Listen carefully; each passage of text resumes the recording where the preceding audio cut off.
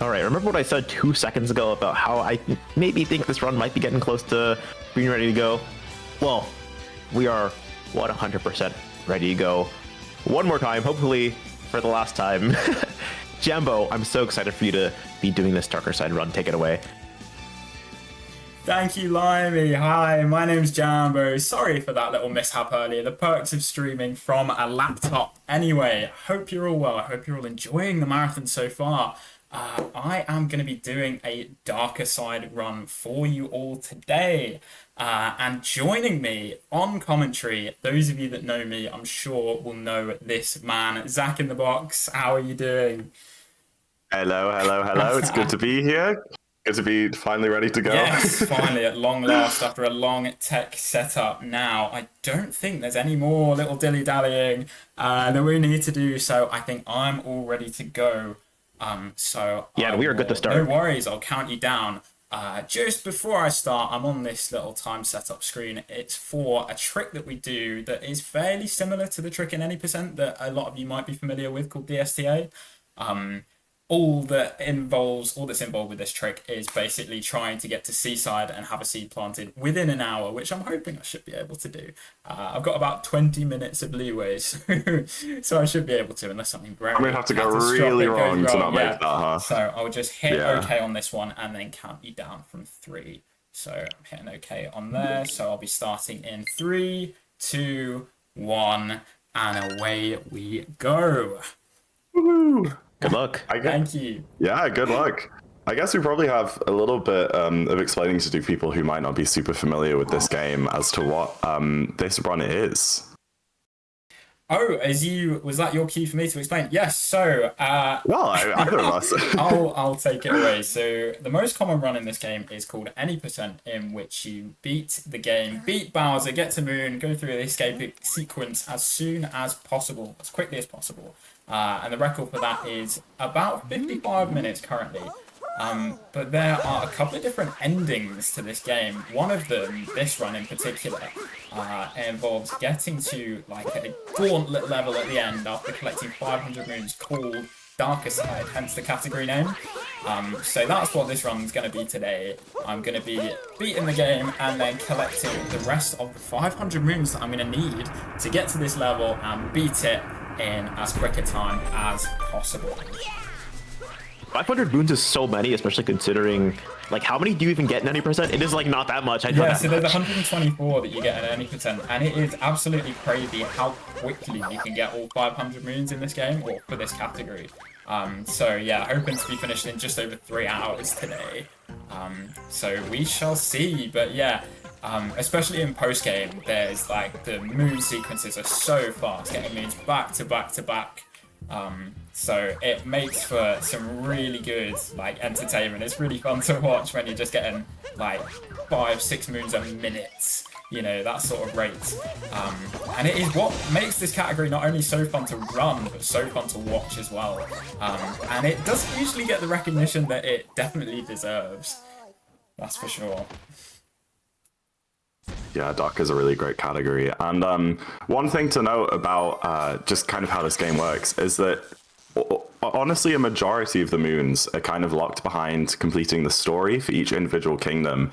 They're actually, in Any Percent, we pretty much skip all of the boss fights, like all of the story, everything like that, because we just want to get to the end as quickly as possible. But to get 500 moons, we actually need to do a lot more of the game's content to be able to just unlock those moons and make them accessible to grab, because there are a lot of really, really fast ones that you can only get by you know, fighting the bosses. So that's what we're going to be seeing. Obviously, Cap and Cascade, tutorial areas, is not too much different, but as we go through even the main game, it's not going to look like an Any Percent run like you might think. We're actually going to be beating the story for pretty much every single kingdom, killing all of the bosses, and doing, you know, taking some routes and some lines that might look a bit slower, but it's just to kind of set up things for later.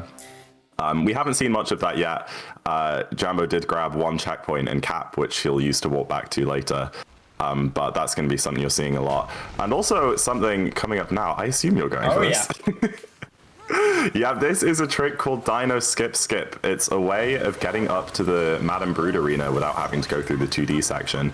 And what most, beginner intermediate speedrunners do is use the dinosaur to bounce on the trampoline. But there is a very advanced right here where you can jump on a very, very tiny little section of that wall. Of course, Jambo nailed it first try. And then do this really I've never seen it that fast. Yeah, yeah, that's really impressive. I mean, I can't understate how difficult that trick is. It's really something that only kind of the top 50 or 100 runners in this game do. And even then, it's very common to reset to it. A lot of runners will kind of reset every 2 or 3 runs to that trick when doing PB attempts.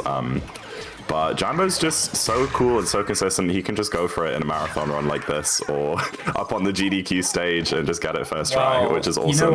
You know what they say. You know what they say. You can't teach talent. No. You can't teach talent. No, that is a result of hundreds of hours of practice at DSS, that trick specifically, and thousands of hours in the game as a whole. So yeah, it does take some work.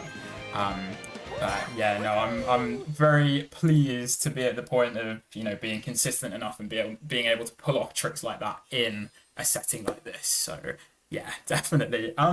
Branching off of a point that Zach made earlier as we were coming into Cascade, if any of you are familiar with the World Peace category, that is essentially what Darker Side main game is. So yeah, like Zach said, just basically progressing through the story while on our way to Moon Kingdom, basically beating every boss, going through every progression, like doing the Bow race in snow, which you'll see in a little while. So yeah, we really are covering like the whole story. We're like covering a much wider, amount of the game than you usually see in any percent. Yeah, I have a very important question real quick. Did you just do that chest movement out of bounds while talking and just talking about the category? I've always seen people log in for that. I didn't know you could just do that. Yeah, so I don't know. Maybe it's rooted in the muscle memory or something. And a little thing to note there as well. I got this thing called a high warp, which means that I didn't need to cap bounce up to the top. I could just cap through and dive, and I was straight up there. And I think it's a little bit tighter of a timing. I don't intentionally go for it, but sometimes I get like a higher up warp, and it just saves maybe half a second or something. But it's really fun to get, because especially that out of bounds can be very finicky. So if you need to cap bounce there, it can actually throw up more problems. So yeah, but just little details. And I just want to remind everyone, if you're in awe about what's going on the screen, just don't forget that this is a mutual aid fundraiser for Sarah Dunoplex. So, just hit that exclamation donate in chat if you're absolutely stunned and in awe right now. Yeah, I think maybe we should clear up. Jambo is a very, very, very high level runner at this game. I mean, in his prime, he was like a top 3 any percent runner. He's still top 10 even after not running any percent for like a year or something. And he also has the 2-player world record with me playing Cappy at a 54.53, which is just a ludicrously fast time to get any percent down to. So he is very well versed, and that's how he's just able to pull off some of these crazy things like so effortlessly while talking. But here, I'm going to interrupt myself, is where we're going to see the first major route change from any percent.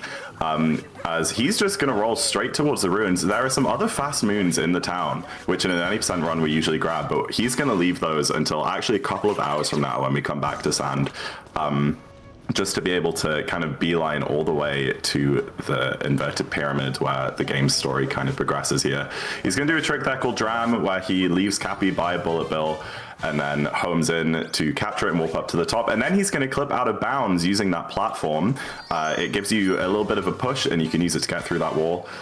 He's going to grab this moon here while still staying out of bounds, not clipping through that wall, which means he can go into the Sphinx room from the backside, and he doesn't have to talk to the Sphinx and answer the riddle and stuff.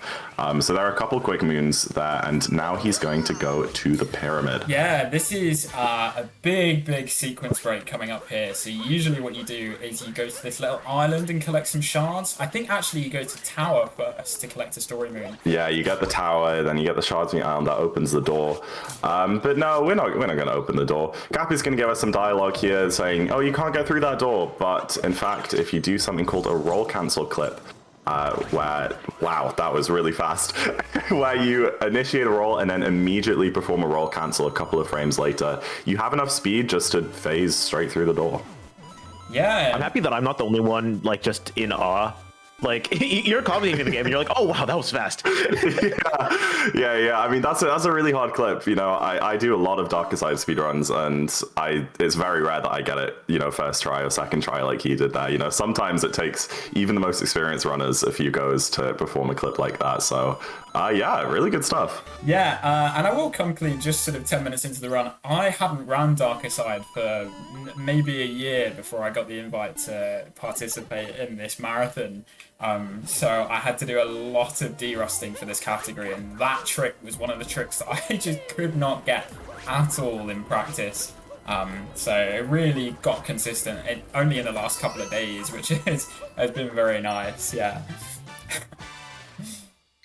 Yeah, very nice. I mean, it's not like you haven't practiced at the game. Again, you spent all of that time grinding for like the two player 80% world record and stuff. But yeah, the tricks like that you just don't see in an 80% run. There's a lot of like darker exclusive stuff. Now, just at the top here, we are going to grab a quick moon on the Jaxi statue before we go to fight Harriet. And this is a very interesting thing because we haven't got any of the rest of the story in Sand. But Harriet is just here. I think that's because they just don't expect you to be able to get up to the pyramid before collecting everything else. But, you know, if anyone's ever tried to like get up to the top of the wooded tower before getting the story moon, you'll realize that you can't actually fight the boss until you beat the piranha. But obviously it's different here in Sand, which means that I can come and beat Harriet, you know, this quickly. So yeah, just taking advantage of, I guess, a developer mistake. It's more of a speedrunner's exploit to be able to get up here. Yeah, it's just, you're right, I've never thought about it like that. Yeah. It's just a good little bit of luck that we can fight Harriet now where there are other bosses which it doesn't let you fight. I've never kind of thought about the fact that we're able to do that. It's very lucky because it saves like many minutes you know, to go straight up here and get the other moons later. Yeah, so, and just like that, we are through day Sand. As I'm sure a lot of you are aware, a lot of people that have played this game, as soon as you collect this multi-moon, the kingdom plunges into darkness. And obviously what happens at nighttime in a desert is that it gets really cold. And for whatever reason, there are some ghosts that start appearing on the ground as well. So we've got those to deal with. But of course, it's going to be more story progression from here. We are aiming for that pyramid once again, but we're going into the massive crater that's been the crater that has been created from that pyramid rising up. So that is where we're headed right now. But just before that, we're going to unlock the Jaxi, which we're not going to use now, but we will need. It'll be very, very important for the Sand revisit, which is going to be in a couple of hours' time. I will need to be riding on that Jaxi a lot to get around. Yeah, I want that video game trope, like monsters come out at night. I'm sure you could like do some deep dive into it and like essay about it. But it seems to be a thing in a lot of games where like, oh, it's nighttime, that means it has to be scary monsters. Well, even in this little Mario game. A stigma in real life, isn't it? You know. Yeah, I know. Every time I'm walking at night and the skeletons start clawing their way out the ground, it's we were gonna go in different directions because like night falls, I start stream, I'm a reset monster. Okay, my life split has never seen a double-digit attempt count without a complete room. Okay, I'm the real monster. Yeah, those are the ones we really have to be scared of. Okay, just going into the crater now. We are now faced with this huge ice labyrinth that we have to navigate. So I'm just going to be going over here. We're going to be collecting a couple of sort of moons on the side, just to make up the numbers while we are heading towards the boss fight that is deeper in the pyramid, or in the crater even. First of the moons being this Goomba moon here. And then I'm going to do quite a cool trick here with the bullet bill. Where I can essentially capture it mid-air and then take it over. Oh, hello, I've just overshot the platform. Wow, that is a very, very rare mistake. There might be a few of those today, but Sorry, we have a bit of delay watching your gameplay, and it's like when you were describing that mistake, I was like, what could you have possibly done? I was watching it, and I was like, I've never seen that before. No, I've never must done be it before. a unique mistake. Yeah, I just missed that. World's first here on Twitch. Yeah, I know. Okay. Yeah, I mean, this ain't his first world record. Like, he's always doing new stuff that no one's done before, whether it be breaking minute barriers or falling down in the ice cave. I guess it's what happens when you play a game for a long time, is you cycle through every possible mistake you can make. So all I'm doing is I'm ticking another one off the list there. That's honestly all I'm saying is you navigated that area very well, even with that death. And Thank you. if you in chat can navigate to that link that pops up when you do exclamation donate and help Sarah navigate through this rough situation that she has found herself in, it would mean the absolute world. Yeah, I second that one. Obviously, I'm playing Mario here, but it's all for, a much greater cause. And obviously donations aren't required, but they are always appreciated. Yeah, especially with situations like insecure housing, it can mean a lot to just have, like $1, $2, like even $5 can go a long way. Now we are in the Noxotech fight here. As always, there are exploits to make the fight go a little bit faster. So yeah, that's what we're doing here. But for the most part, it's an auto-scroller, I guess, as a lot of bosses are in this game. Just standing here waiting for these icicles to fall. Then I can go ahead and finish off the boss fight just here. So that is Sand Kingdom, at least the first visit, all done. And we will be moving First on. visit? Yes. Yeah, we're coming back another time in a little bit. But there's plenty of stuff to do between now and then. Yeah, in a similar way that I said a lot of the moons are locked behind beating the kingdom story, I guess what I didn't mention is that a lot of the moons are also locked behind beating the game. Once you beat the game, there are these big cubes that appear in each kingdom called moon rocks, and you break it and it spawns like 10, 20, 30 new moons in the kingdom. And those are actually a big bulk of what we're going to be collecting, because the Moonrock moons are generally just kind of like scattered about, not too well hidden, really fast to pick up. So that's why it might look like we're doing Sand kind of inefficiently. I mean, we beat the whole story of Sand and only left with, 20 moons, which is, barely more than the requirement. And you're like, we need 500, you should be grabbing more. But it's because we're waiting until we come back in the post game where suddenly we have all of those moons that we got from beating the story, and all of the moons from the moon rock, and then the original moons that were in the kingdom that we skipped in our first visit, and we're just going to grab all of them at once. So that's kind of what the main game here is going to look like. Yeah, now this is a very, very important part of the run, and I'm going to say it out loud just so I don't forget. But I need to go to Wooded Kingdom first here. Obviously, there's a split path. You can either go to Lake or Wooded. And it is important here, as I have done, luckily, to go to Wooded first, because in, I guess, the post-game section of this run, the fastest way to get through kingdoms is via the paintings. And the kingdom that I select in this part, basically forked path, determines the order of the paintings. So we need it to be in a specific order, which involves going to Wooded first. Now, I, as I'm sure among many Darker Side runners, have made the mistake of going to Lake first a lot. And that is pretty much a run killer. I think if it had happened here, I would have just done the post-game kingdoms in a different order, but luckily I don't have to worry about that.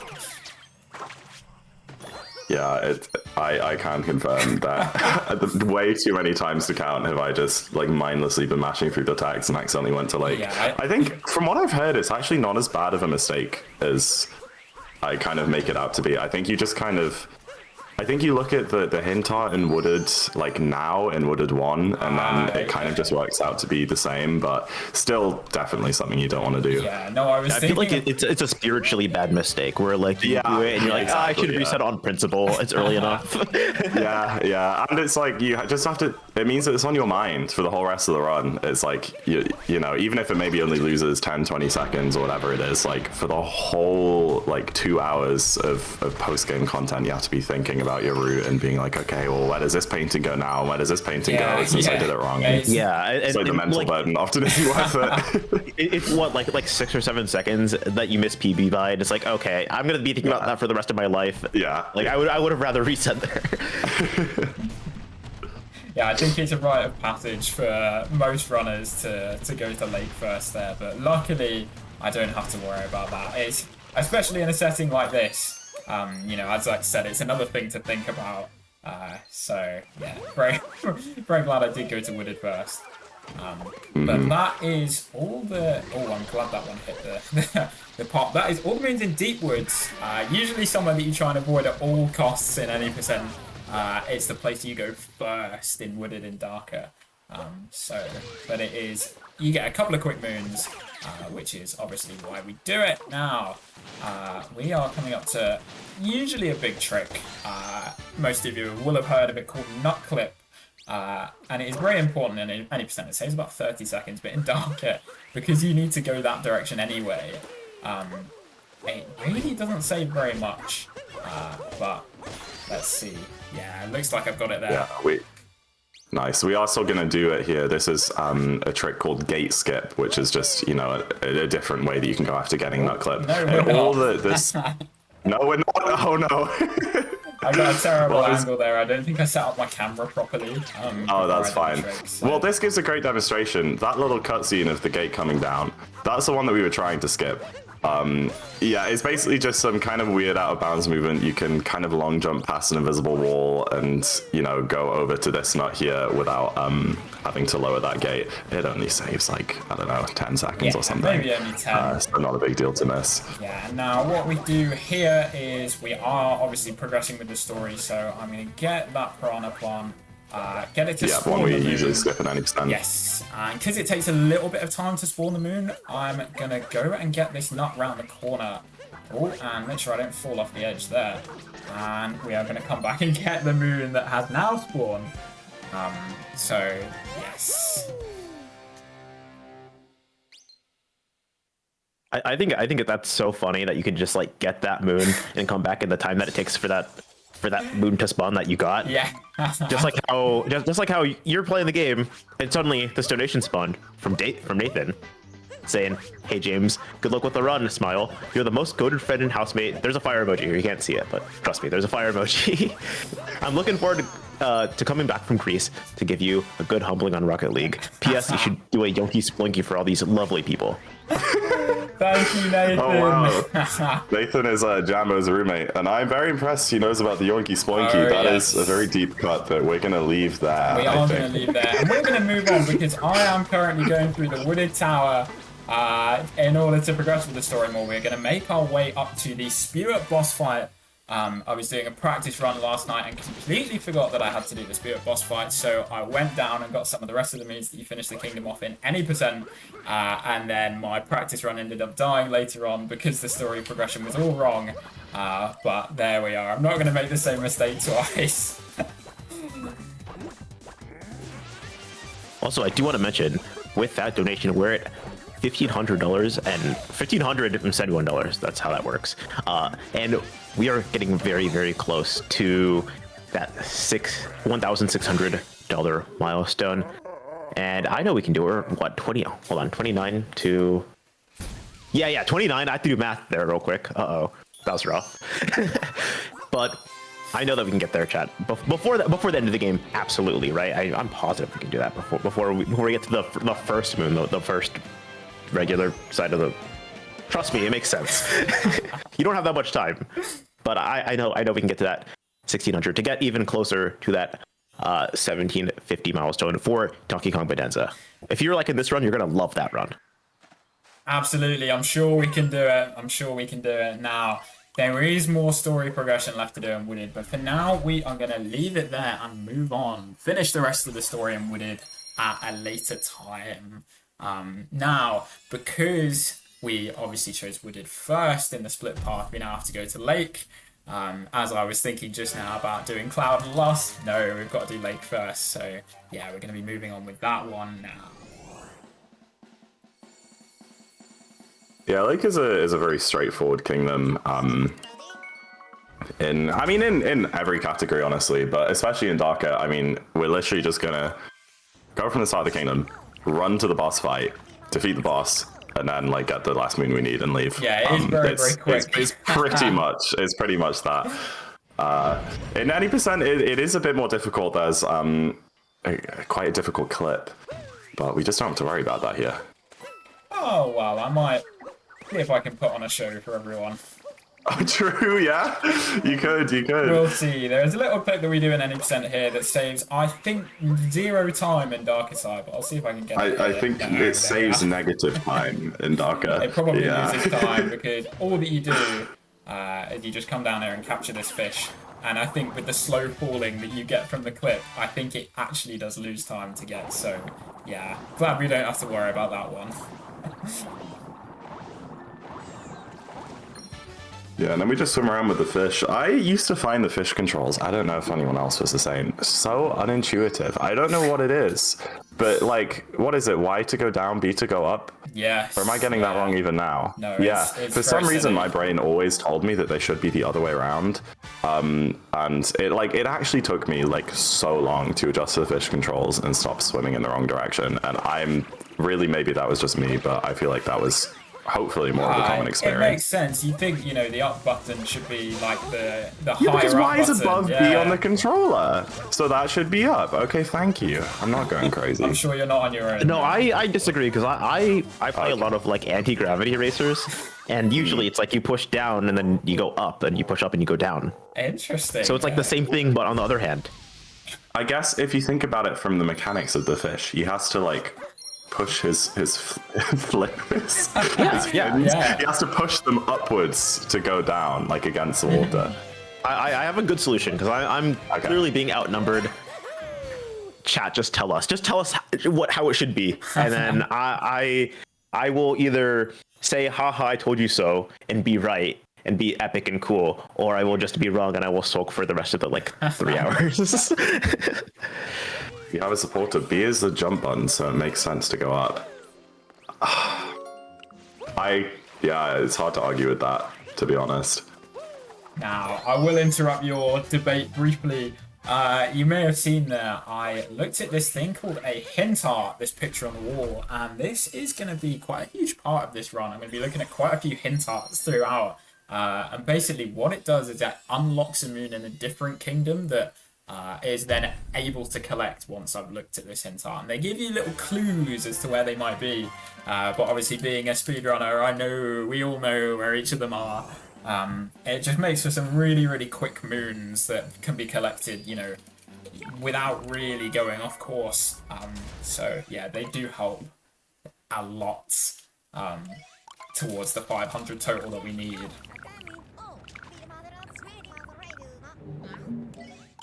Yeah, and the hint arts are one of the things that makes routing this category particularly difficult. I don't know who it was, but whoever managed to route like Darker and all moons I'm so impressed because there's quite a few of those like dependencies between kingdoms that you need to think about. There are hint arts where you have to look at it in one kingdom, and only after you've looked at it you can get the moon in the other kingdom, and you need to make sure that you go to the kingdoms in the correct order for that to work. There's the tourist, who I don't think we talked about, but we talked to this guy in Sand who's like traveling the world, and he goes from kingdom to kingdom giving you moons, and you have to follow him in the specific order he goes around. And then matching that with the painting order and stuff, it's actually so impressive that we managed to come up with a route that kind of you're able to get all of the hint arts and all of the tourists and stuff, without losing too much time going between kingdoms. Yeah, there's so many factors that go into routing, not just this category, but every category, and even stuff like, if some of you know, like BTT, best theoretical time routes. Yeah, some of the people that do routing genuinely are some of the smartest people in the community. It blows both of us away with, what they're able to come up with. Yeah, I mean, in the most recent BTT for any percent, they go to Seaside before Snow, which in any percent, it shouldn't really matter which kingdom you go to first because, you're just kind of going through the game. The dependencies aren't there. But you know, they figured out like some coin routing where if you go to Seaside first and then you leave with exactly 100 coins, and then you buy the shot moon and snow, then you have exactly 0 coins, and that makes the death animation shorter in luncheon. And it's like, how do people think of this stuff? And I think it saves like 2 frames. Yeah. Like somebody was like, you know what might save time? If we swapped like the entire order of the any percent route. And sure enough, they're right about it. Yeah, those do make for great viewings. I don't know whose channel that BTT's on, but they are worth a watch if you haven't seen them already. Yeah, crazy stuff. I heard there's a really good 2-player one. So did I. I can't remember who made that one, but it's it's done very, very just well. slipping my mind. Zach in the I don't know. It's I can't quite remember. Sack? That doesn't. No. Well, that rings a bell. You might be close. I am gonna say I am baffled by this lost route. Is this new? I wondered if you'd seen it before. So I think it was the route that I did in my PB. I think I've gotten it from a runner like a couple of places ahead of me on the leaderboard. I have no idea if it's faster. It's just a cool route that I like doing. So yeah, it's really cool. It's not like anything I've seen before. Yeah. The rest of this kingdom's the same. It's just that bit there. The only difference normally would be that island that you go to with glide on, you get right at the end, and then instead of going to like the fuzzy bit behind, you just fly over to the Odyssey and deposit the moon. So it's a cool little route change there. But I guess this route you're doing cuts out a death warp, doesn't it? Yeah. Because you don't have to die from the moon under the bridge. You can just go straight to the Odyssey.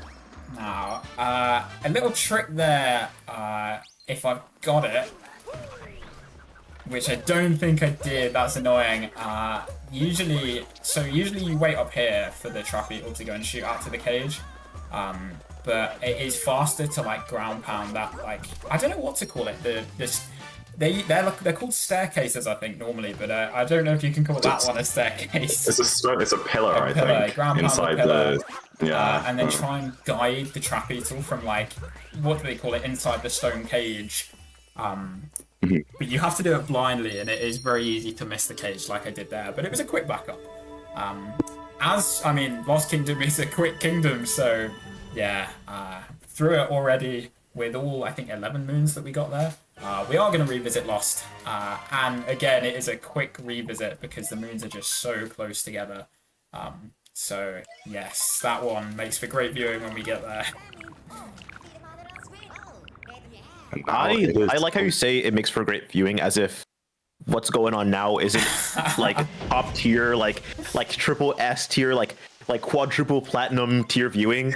Like, yeah, it was just so boring before Lost Kingdom. I could fall asleep right here. Wow, it's an entertaining game. It's why I've become so hooked on it for as many years as I have. So yeah, no, the whole run's good. I should sell the whole run. It's a great run. More people should do it, definitely. Oh. But you should especially sell Metro Kingdom. Wait, why are we all? No, everything's fine. Everything is fine. We should especially sell Metro Kingdom because this kingdom is so much fun in Darker. In any percent, I mean, it's still a cool kingdom. You know, it's kind of the one that like they use to market the game and stuff. It's the one everybody's the most familiar with. Even if people haven't played Odyssey, a lot of them are kind of familiar with New Donk City. And in any percent, as you'd expect, we just kind of scream through the whole thing, guns blazing, and you know, don't really pay much attention to it. But in Darker, since, like I said, we need to beat all of the kingdom stories to unlock enough moons to get to Darker, we're actually going to be taking part in the New Donk City Festival, which is super fun, and it has a song, Jump Up Superstar, that probably most people, whether you've played Odyssey or even heard of Odyssey or not, have heard the song. I mean, it was viral on TikTok a few years ago, and stuff like that. So Metro's a really viral on fun TikTok as someone who scrolls like 7 hours a day. Yeah, there were people like doing dances to it back in like 2018, 2019. I remember it well. And I'm being like, that's my game. I love that game. These people, they don't know.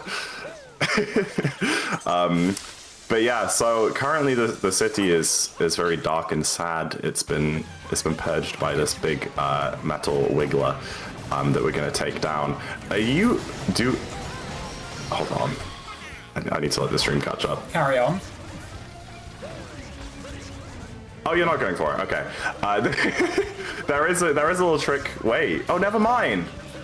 Oh, never mind. The stream was too far behind. So there's a trick that he just did there, where you can clip out of bounds during the boss fight and collect a moon while the Wiggler is doing its little like running around phase where you can't usually damage it. So the idea is to clip out of bounds. He grabs a heart there so that he doesn't have a damage refill cutscene when he grabs this moon, because you are forced to take damage to clip out there. And then makes it back in the arena just in time to clear up the second phase of the fight. It's pretty tight. I mean, if you like bonk once or twice out of bounds, then you just don't make it back in time to kill the Wiggler. But yeah, that's super cool that he got that there. It was really big in any percent when it got discovered. It was like kind of the leading thing that meant that one player any percent got down to a sub 56-minute time. And it saves time in pretty much every category, just being able to grab that moon while you would otherwise be standing around waiting. How do you find these tricks? That's crazy. Yeah, I mean, this trick was discovered 2024, yeah, like right in the beginning of a 2024. good 7 years after the game came out. It's probably the most recent like big trick to be discovered, but yeah, I mean, it just goes to show like how much we still don't know about this game. Also, real quick, I just want to say what we're doing here because there is a pretty big raid, and I just want to say thank you for raiding the stream. This is Saving Sarah. This is a mutual aid fundraiser supporting Sarah Doodleplex with a lot of these housing insecurity problems from different unsafe living conditions. I hope you can do a ! donate in the chat and help support the stream, because we have a bonus game coming up if we get to $1,750 total raised this event. It's going to be after this run and then the next run, and it's going to be Donkey Kong Bonanza. If you've never seen that run, you're absolutely going to want to watch that. Donkey Kong Bonanza is a really, really fun speed game. I tried my hand at speedrunning it for the first couple weeks after it came out, and it is just, you can completely tear that game apart using just like a couple exploits. So it's definitely one to see if you guys want to see it. ! donate in chat, you know what to do. Am I allowed to give Donkey Kong Bonanza spoilers, or do I still have to keep it quiet? Because I've just seen something in Metro that I've never seen before that I think is quite cool. Oh, go for it. So I guess. at the end of Donkey Kong Bonanza, it. you like go to Metro Kingdom to basically save the world. And I've just seen on a signpost that they're like advertising a K. Rool street, which I've never seen before. So yeah, that's quite cool. Yeah, I mean, it's awesome how Bonanza in this game are linked. Like I actually screamed out loud. Oh, I think I was watching your stream. I think I remember. Well, yeah. When I figured out the link between these games, it's really cool. But here we can see Jambo exploring New Donk City. He's going to collect 4 musicians so that they can throw together this festival. I love this quest. This quest is so much fun. And like as you collect more musicians, the music inside the hall like slowly builds up and more instruments added, and I don't know, it's all around feel good vibes. It's really cool. It is definitely, and because I'm predominantly an any percent runner, I guess 1P and 2P now, I rarely ever play the festival, so it's still actually quite a novelty for me, and I need to warp there. I don't need to get caught up in talking too much. We're just enjoying the music. We're just talking about it. It's so good. Yeah. Yeah, sorry. But yeah, I mean, I always have a little sing along when I get to festival in my darkest streams. It's just a great time. Definitely. Yeah, personally, I do the TikTok dance, but no one can see it, so don't. I do the TikTok dance, yeah. Yeah. For sure. Now, we're just getting the 4th musician here. There is a little step in between here and going to the festival. We do have to go through the sewers, explore the sewers. What do we do in the sewers? Get rid of the piranha plants, that's right. I should know. But yeah, there's like some piranha plants blocking the power supply to the city, and obviously they don't just need musicians for festival, they need electricity, so we're helping them out there. Yeah, absolutely. So we can't quite go to festival yet, but we will in just a minute or two. I don't really know what their problem is, because all the street lights are on, like the lights inside the hall are working, all the buildings are like heated with light shining out the windows. Like, what's the issue? Who knows? But just making our way through here, doing a series of cat bounces to first of all get the secret moon at the top here. and then we will be getting into the main story progression area. Oh, just gonna make sure I don't bomb there. And just taking out both piranha plants here. Oh, taking a little bit some of damage very there. smooth movement you can do to grab those piranhas, but it can be pretty hard to pull off. You did get the dive vault. That's really nice. I did. It's usually supposed to be a boosted dive vault there, which means I can land straight on the piranha plant, but no, had to do a little bit of a backup there. Took a bit of damage, but nothing too serious. Now we're just gonna make. Yeah, and real quick, I just want to mention that we got a $20 donation from Peachy that simply says less than 3. It makes it a little hard if you've never seen less than 3 before, but I'm sure everyone here has seen that. I'm absolutely positive that Sarah Doodleplex would love and appreciate that. And with that, we are both at 1591, which puts us $9 away from that 1600 milestone. I know we can get there real soon. And also, little peek behind the curtain, we're at 89 individual donations for this event, and I know that we can get to 100 real soon, and we can get there easily with a train, and it doesn't have to be any specific amount. It could be whatever you want. I just think as long as you're donating to this incredible cause, it counts, right? We're trying to get to that 100 total donations, that milestone. So I don't know, maybe exclamation donate, maybe drop $1 or $2, or maybe if you want to drop like 6 or 7, like absolutely feel free. Definitely. Now we are at the long-awaited festival section here. It's not going to last for too long, so make sure you enjoy it while you can. I'm unfortunately not going to be singing along to the music. I wish I could sing along. Feel free if I really want to. I mean, I'm probably nowhere near the right point. there we are. That's all we need. Yeah, there's one little moon in here that's hidden that we can grab as we're passing through, but other than that, it's just trying to avoid the flaming barrels. A lot of the time it's faster just to jump straight through them instead of like waiting for the cycles. Obviously dying in here is very, very bad because you have to do the whole thing again. And it's pretty easy to get through here without dying, but it does happen to the best of us too, so, you know, you can never really be too careful. Yeah, and I am just going to make sure to be extra careful here because, you know, it's all good dying in a normal PB attempt because you can just reset the run, but here, it's one run only. Just going to make sure. Yeah, it looks good there. I'm going to take a little bit of damage there, but I know I'm safe, so it does not matter. And the hardest part of Festival is trying to get around those blocks that you hit. So, yeah, no, it's not too bad, but there we are. No, that was awesome. Done. That was really cool. And there we have it. The story progression for Metro is complete. Setting up, once again, another revisit later, but we'll get to that. Hell yeah. And coming out of Metro, we have another what? Split path, What am I trying to say? Another like branching path. I get it. You can choose between either going to Seaside or Snow. Usually in 90% we go to Snow first just because it's the first option. And we're going to be doing that in Darker. We go to Snow first because, again, it makes the paintings line up right. Yeah, and Snow Kingdom is actually going to be quite fun in Dark. So not that it's not fun in any percent, but we are doing the Bamboo race, which I know, actually, I was going to say a lot of people love. I think it divides opinions quite a lot. Does it?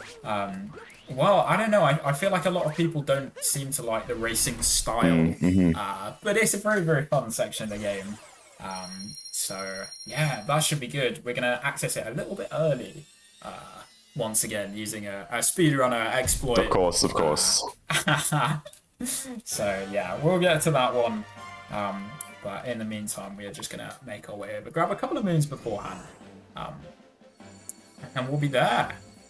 While we're on the topic of forks, have you guys heard about this trend in Germany where people are meeting up in the hundreds in like random public spaces to go and eat pudding with a fork?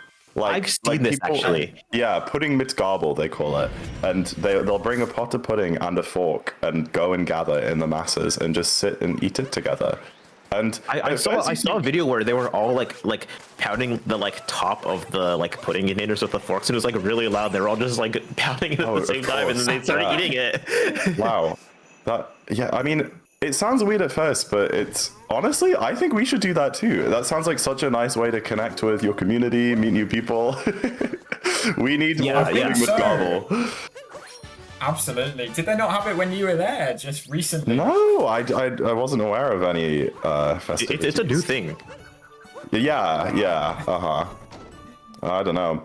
But usually in Snow Kingdom, you have to go through 4 different branches, collect 4 story moons, and that opens a door that takes you to the Bamboo Arena to do the race. But that's obviously very slow and boring, and those rooms have some moons that only appear once you've beaten the game. So we kind of want to save the rooms in their entirety for once those other moons have appeared, so you don't have to go in them twice. So what we're going to do here is clip out of bounds and just go straight into the like the arena for the bound ball race. And there's loads and loads of different ways you can clip here. The fastest one is to do a moon clip on this moon, and also kind of the hardest. You can only try it once. I have no idea if you got it. He did. He did get it. Hurrah! Hurrah! My delay It's screwed not me always again. it's not always the most consistent clip, that one. But yeah, as Zach said, there are loads of different clips to do if you do miss it. So yes, but definitely the fastest if you get it. By far, and especially if, like I am, not really very practiced at the backups. I was really hoping I did get it there, so I'm really glad I did. I'm gonna be so for real. If you weren't saying that you weren't like that practiced in like certain parts of this game, I would never have known. This has been fantastic so far. I appreciate it. Yeah, I mean that's the thing. Even even in an unpracticed state, like with 5, 6, 7,000 hours that Jambo has played this game, like his movement still looks really, really cool, and you only start to notice the faults like if you're also just as experienced, I think I'm very lucky in that I can pick things up quite quickly, or like pick things back up quite quickly even. So like I've been away from Darker for a little while, but just a little bit of practice, and it all started coming back to me. Yeah. But yeah, no, we're doing the bound ball race here. This is one that obviously predominantly 80% runners don't get to do very much. But yeah, it's always a fun one. Just got to make my way through now. Hopefully not make any real mess ups. Is there time for a quick incentive update? Oh hell yeah! Absolutely. Yeah. So I just checked on the state of the Save versus Kill the Animals bid war for Super Metroid, and I just want to say, Kill the Animals. And it's making my heart happy. Kill the Animals is in the lead by $10. It has $20, and Save the Animals has 10. If you don't know very much about that, if you're watching the marathon earlier, Shasta told me that Kill the Animals is slightly faster, but you can also Save the Animals, which makes Metroid Fusion canon, and I heard that's a good game. So it's really whichever one you want. But I was told there's a secret third option, and I really want this. If we can keep them tied going into the end of Super Metroid, apparently Ryan Ford can taunt the animals, and I really want to see that. I think that's very funny. I think we should try and keep them tied for as long as we can. That is my official stance on this. And there's also the Fallout 3 versus Fallout New Vegas game bid war, where Fallout New Vegas is winning entirely, but if you donate $6.01, you can put Fallout 3 in the lead if you really want to see how broken Fallout 3 can be, because both games are absurd, but they are completely different. Are you doing okay, Limey? What did those animals do to you? They're kind of scaring me the way you're slower. I don't feel super comfortable being in a booth with this guy. It's slower. He's like, I think it'd be really funny if we kept them tied up for the rest of their lives. They're not tied up. They're in our room. It's fine, and then the room explodes with the planet. Okay, who? Okay, quick and painless, huh? Yeah.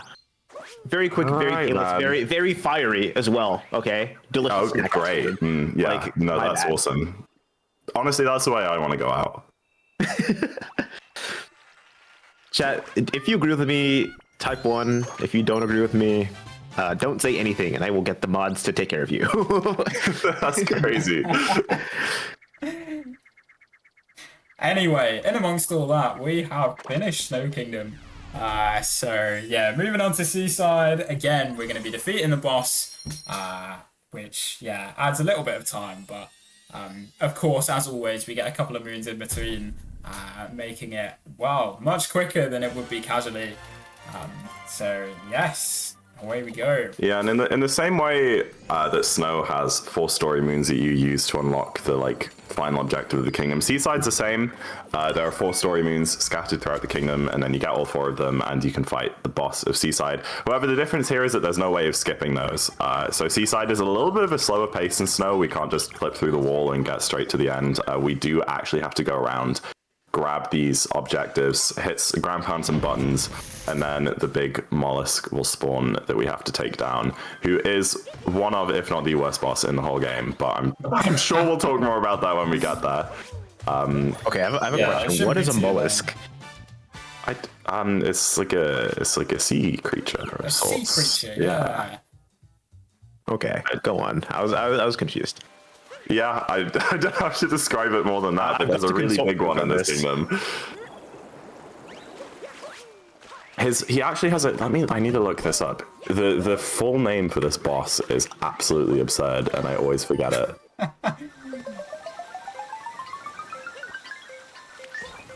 Oh, let me not miss those notes there. There we are. That was close. Yeah, just getting that nose moon quickly. Now, for those of you that noticed, that seed that I planted was the one that I was setting up the trick for right at the beginning of the run. So basically what happens is I've now planted that seed, and when the clock on my Switch hits 1 AM, that's going to be, given the date that I set, that's actually going to be daylight savings time. So the clock's going to jump forward an hour, and it's basically going to grow that seed because it thinks, I think that seed takes an hour to grow. But by the time we revisit Seaside, it hasn't actually been an hour yet in real time. So we do that trick with the clock to make sure that that seed has grown by the time we come back to Seaside again.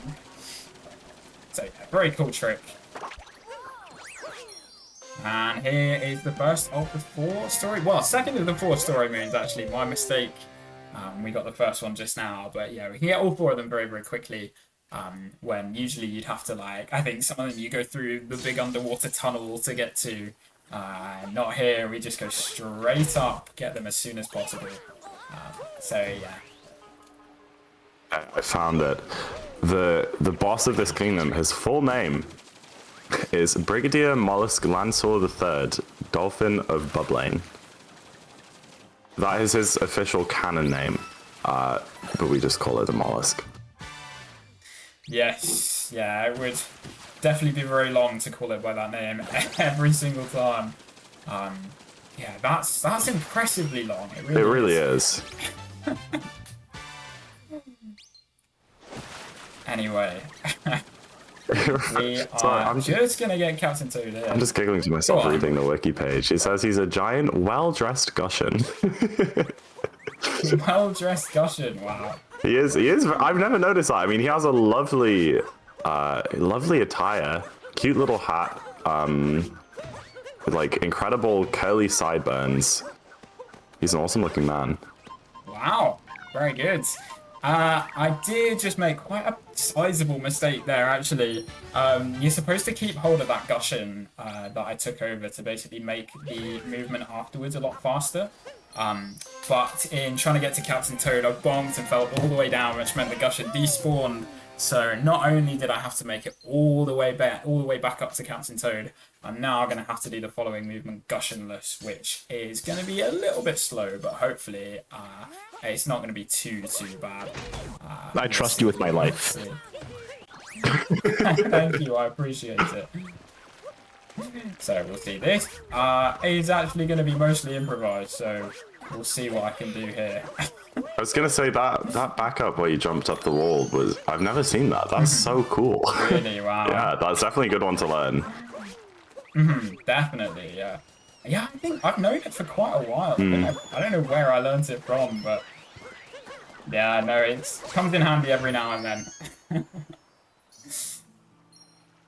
Okay, yeah, so you'd have the Gushan for this whole section here, but luckily there's one, yeah, just here that I can go and get.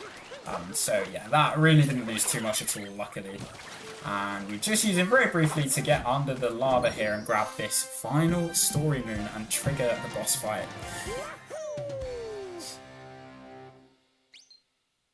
There we are. Mollusk time. Time for Brigadier Mollusk Lancer the Third, Dolphin of Bubbling. Absolutely. I should call him by his full name Every single time. I think that's a great idea. Okay, $1 let's see equals how one this is time going. we say the full name. Yeah, That's a good deal. That's a good deal. Yeah, this boss fight sucks, to put it lightly. He's very slippery, as an aquatic creature should be. His head is covered in lava. We have to go above it with these little gushins and like cool him off. And he kind of moves around the kingdom in sometimes predictable ways, but sometimes he also just does weird stuff that's kind of hard to, you know, figure out where he's going. So, yeah, I don't really know what else to say. I mean, I think James is probably going to pull this off beautifully, and I'm just going to sound like I'm talking crazy because he's going to make it look really easy. Well, but... we'll see. We'll see. There's a little trick that I could potentially do at the end here if I get it, just to speed up the last phase, but it is very difficult to do, and I don't think that setup's going to work.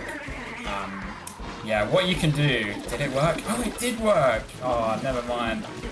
It's because I trust you with my life, and I know that you're going to nail it every time. Yeah, basically, what you can do there is get Mollusk. If you, like, start the third phase of attacking him soon enough, you can get him to, like, manipulate his movement so he can actually clip through underneath the bridge. But well, no other way of putting it, his head is so massive that you can actually hit it from like the ground above. Basically, his head like clips through the ground, so you can get like an early third hit there. But I didn't notice that I'd gotten the manip to set it up. But yeah, either way, that was still quite a good fight, I suppose. Yeah. Hell yeah. Something that's also quite hard to see just from watching it is like while you're moving around there, the camera is constantly fighting with you to keep the mollusk on screen. So like you kind of like while you're moving around the kingdom, you kind of have to claw grip the controller almost and keep your thumb on the camera stick just to stop it like pulling away and like trying to look at the mollusk and you can't see where you're going. It's just all very janky, but he handled it very well. It's a very, very awkward thing to keep control of, especially when you're trying to shoot with the gushin in one direction and, you know, wrestle the camera with your other hand. Yeah, it's it's a lot harder than, as a lot of things are, a lot harder than they seem at first glance. But yeah, that's Seaside done. We're going to move on to Luncheon. Luncheon is a very, very big kingdom. It's actually the only kingdom in the whole run that we visit 3 times. Everything else is either, you know, just the first visit in the main game, or you only revisit it once post-game. But Luncheon, we're obviously going to do the visit now, and then there's going to be 2 more visits in post-game.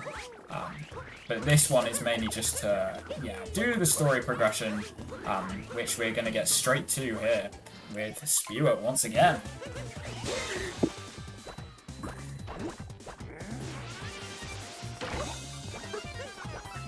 Yeah, I don't really know why Luncheon is split up as much as it is. I don't know either, really. I think it's... what's it to do with? It's to do with one of those like dependencies that we've talked about earlier, like the hint arts and the tourist. I But, think it might be the tourist, because you get tourist in Luncheon 2. Yeah, I'm not too sure. I'm really not sure. But yeah, it might be the paintings as well, because at the end with Luncheon 3, you go from Luncheon to Mushroom and get all the Toadette achievements. yeah, of course. But I think because you need to get the tourist way before, you can't get the tourist as early as you do and then get the painting to Mushroom. Because you need to do everything else first, obviously. But yeah, it's very cool. This is the world's worst puzzle game. This is so hard. Yeah, I know what you mean. Yeah, I mean, even stuff like doing the boss fights here is going to be kind of unfamiliar to Jambo because very, very top level any percent runners, not even myself included, skip the first boss fight there. They skip the Spewer fight and like do this kingdom without collecting any story moons, and it also means that like a bunch of stuff doesn't spawn and they have to do like crazy big jumps across like huge vats of lava to get around. So in comparison, this category, despite having a lot more to do and despite having to kill like 2 full bosses, Luncheon is probably a lot more straightforward than it would be in an any percent run. Yes, for those of you that have actually seen the route that Zach's talking about, it is, yeah, very crazy. Lots of really, really tough tricks in the route. Like, people don't usually do it until they're about, like, top 50 in the world or something. It's, yeah, it is very, very tough. But, yeah, I guess this, in comparison, is a little bit of a break, a much more casual, you know, run through, which is nice for me. But, yeah, there is... Okay, I have a very important question. If I was right now to devote myself to becoming top 50 in the world so I can do this, like, messed up, like, crazy Luncheon route, how would I go about learning this? How would I go about in self-improvement and getting better at this run? Oh, wow. Is there, like, a Discord I can join, Zach, maybe? do you want to go ahead and answer that? This is you don't know what to say. Well... Yeah, I mean... Well, I tell you what, to begin with, when you're starting out, there are... Oh, let's move on from that one. When you're starting out, luckily there are a couple of people that have put together some really, really good resources for beginners that are like, they go kingdom by kingdom, basically going through the movement that you can do when you're just starting out, and it gets you all the way down to like a 105. But I guess from that point onward, it's just a case of watching other runners. I think that's what worked for me, at least. Watching other runners, seeing what they do, and just practice, really. That's all I can say. I get asked this question a lot. I think Zach gets asked this question a lot. As to like, oh, I've got this time, but I want to get this time. How do I improve? And the simple answer is, just play the game. That's all it is. The more you play, the more you do runs, the sharper each section is going to get. Like, it's going to become smoother, it's going to become faster just through repetition. So yeah, that is the best advice that I can give in terms of improving, is to just play the game, basically. Yeah, Odyssey is an extremely movement-based speedrun. It's like completely the opposite of something you might see in like the Zelda series, which is like all trick focused, you know, tons of glitches and crazy stuff happening like every minute. Odyssey has very, very little of that, and 99% of your time save is just going to come from moving Mario faster, smoother, cleaner. And that's the sort of thing that just comes from repetition. Like Jambo said, you know, you can do like all the beginner tricks and the beginner routes and stuff, and still get like a very competitive time, just if you are consistent enough and improve your movement enough. But you know, past that, to learn the few tricks and difficult stuff that there is in this game, yeah, there is the Odyssey speedrunning Discord where people are always willing to help. And it's a lot of the time it's just individual communities, you know, you make, as you speedrun the game more, and especially if you stream your runs and stuff, you end up, you know, making friends and like small circles of people that you know and that you kind of improve with, or maybe people who are better than you, who are always willing to like coach you and help you out. So, you know, while Jambo, who a lot of his improvement he just kind of did by himself through watching other runners, I had quite a different experience where most of like the learning stuff that I had was just from other people who played the game, kind of giving me tips and explaining how to do stuff and hopping into Discord calls whenever I wanted to learn a new trick and that sort of thing. So yeah, it's definitely a very community-driven thing if you want it to be. And you'll always find people happy to help you no matter what stream or Discord server you go into if you're looking into speedrunning this game, or if you're already speedrunning the game and don't know how to improve to a better time. Yeah, absolutely. And a case in point about the whole community thing, and you know, really like making friends with people just from being in the community, is how I met Zach, my commentator, and since then well, what haven't we done, you know? Okay, that sounds dodgy. Listen, I didn't want to be the one to say it. So yeah, a lot of you are aware, we did mention at the time, like, we have the 2P world record. We went to the same uni, and yeah, we knew each other from online, and we were like, you know what, let's just do a 2-player run, just for fun. And we enjoyed it, and we were like, you know what, let's do another 2P run. And then ended up playing for 3 years, got our world record, got multiple world records, and ended up taking it to GDQ a couple of months ago. So yeah, it is absolutely crazy. Mods, are they just from being in the community. Partners?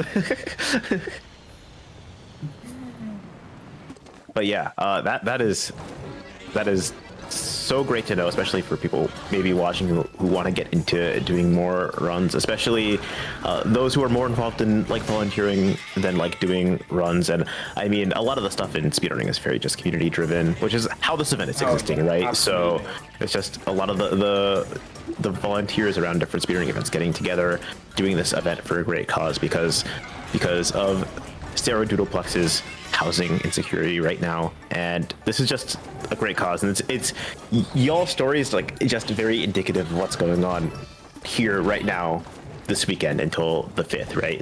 It's just such a great story. Yeah, absolutely. Anyway, are we done with luncheon? We are done with luncheon now, yeah. We've fought Cookatiel, another dreadful boss, it really is. Maybe not to play casually, it's you know, quite a quirky one, but to speedrun it can just be so inconsistent, especially with the little, I guess, what are they, vegetables in the stew, in the pot?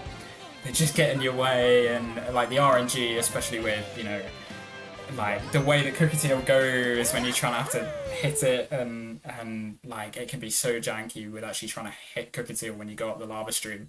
It's one that, yeah, not many speedrunners enjoy, so glad to get that one over with. Yeah, 2 like really awful boss fights back to back. It's rough out here. But now we have a really, really, really cool boss fight coming up. It's a good transition, but there's still like 2 minutes until we get there, so now I just sound like a... It was a good transition. It was if you do that transition again... Yeah, okay. Yeah, sure. What if we just keep repeating it, and then it'll be true one time eventually? Yeah, that's true. Like this, it's gonna be really cool. Like this boss fight coming up, that's really, really... Oh, okay. Yeah, and there's a cool... the boss fight coming up right now is super awesome, guys. So, just... Like right now, right now. Look at the screen right now. We're right on the cusp of it. We are just there. I think you might have to keep delaying, guys. Keep going. Chad, if you wanna help us keep delaying, maybe send in a donation to help us keep delaying until the really cool boss fight comes up. Yeah. Happening right now. Trust me. How's the weather? It's been pretty cool here. Just like this boss fight coming. Yeah. I love the enthusiasm. Be there yet?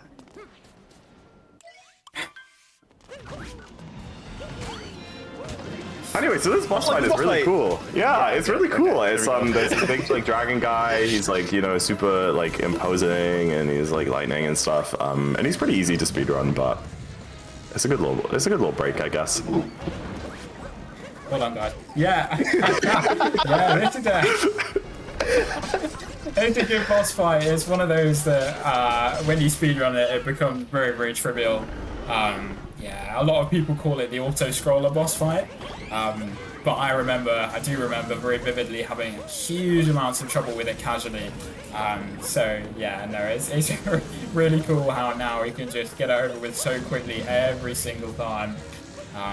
So yeah, it really actually is one of the easiest points of the run now, which is crazy.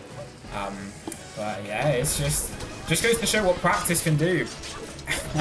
Yeah, and this whole kingdom, Ruined Kingdom, is just dedicated to this boss fight. I mean, if you come back here after you beat the game, there are maybe like 10 more moons to get, but like not really much else. And this one and Cloud, which is where you fight Bowser for the first time, are the only 2 kingdoms in the whole game that we don't come back to after beating the game in Darker. So like, it's kind of disappointing because I think the theming here is so cool. Like, imagine if they made this whole like ruined city that you could explore. But then again, I think it's also just so metal that Nintendo like constructed this entire kingdom with like all this lore and music and like unique assets and this like crazy huge dragon just for one like 5-minute portion of the game that you don't really go back to again. No, it is very, very cool.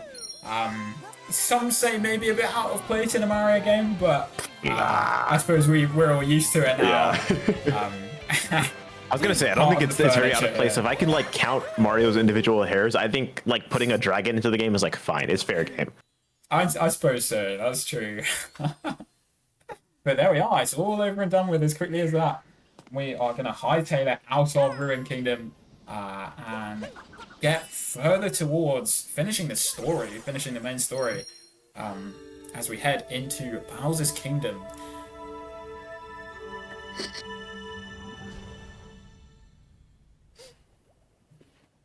A really cool is boss gonna be fight an in Bowser's interesting Kingdom. one. Yes, yeah, so that one we do in any percent, so it's one of the only ones actually in any percent where we do actually do the story progression. So all of you will be familiar with like the Topper and Harriet refights and then the mech fight right at the end. The difference here is that we get about double the amount of moons, just because we get every single one that's scattered on the way to the mech fight. Including this one here, which I'm going to do a little trick for right at the beginning. So obviously there are these things called Pokios, which we do use usually in any percent. They don't get used too much. I don't know, maybe they do. I'm probably forgetting about the main section, the wall section at the end, yeah. But I can use a Pokio here. Never mind, I messed it up, that's a rare one.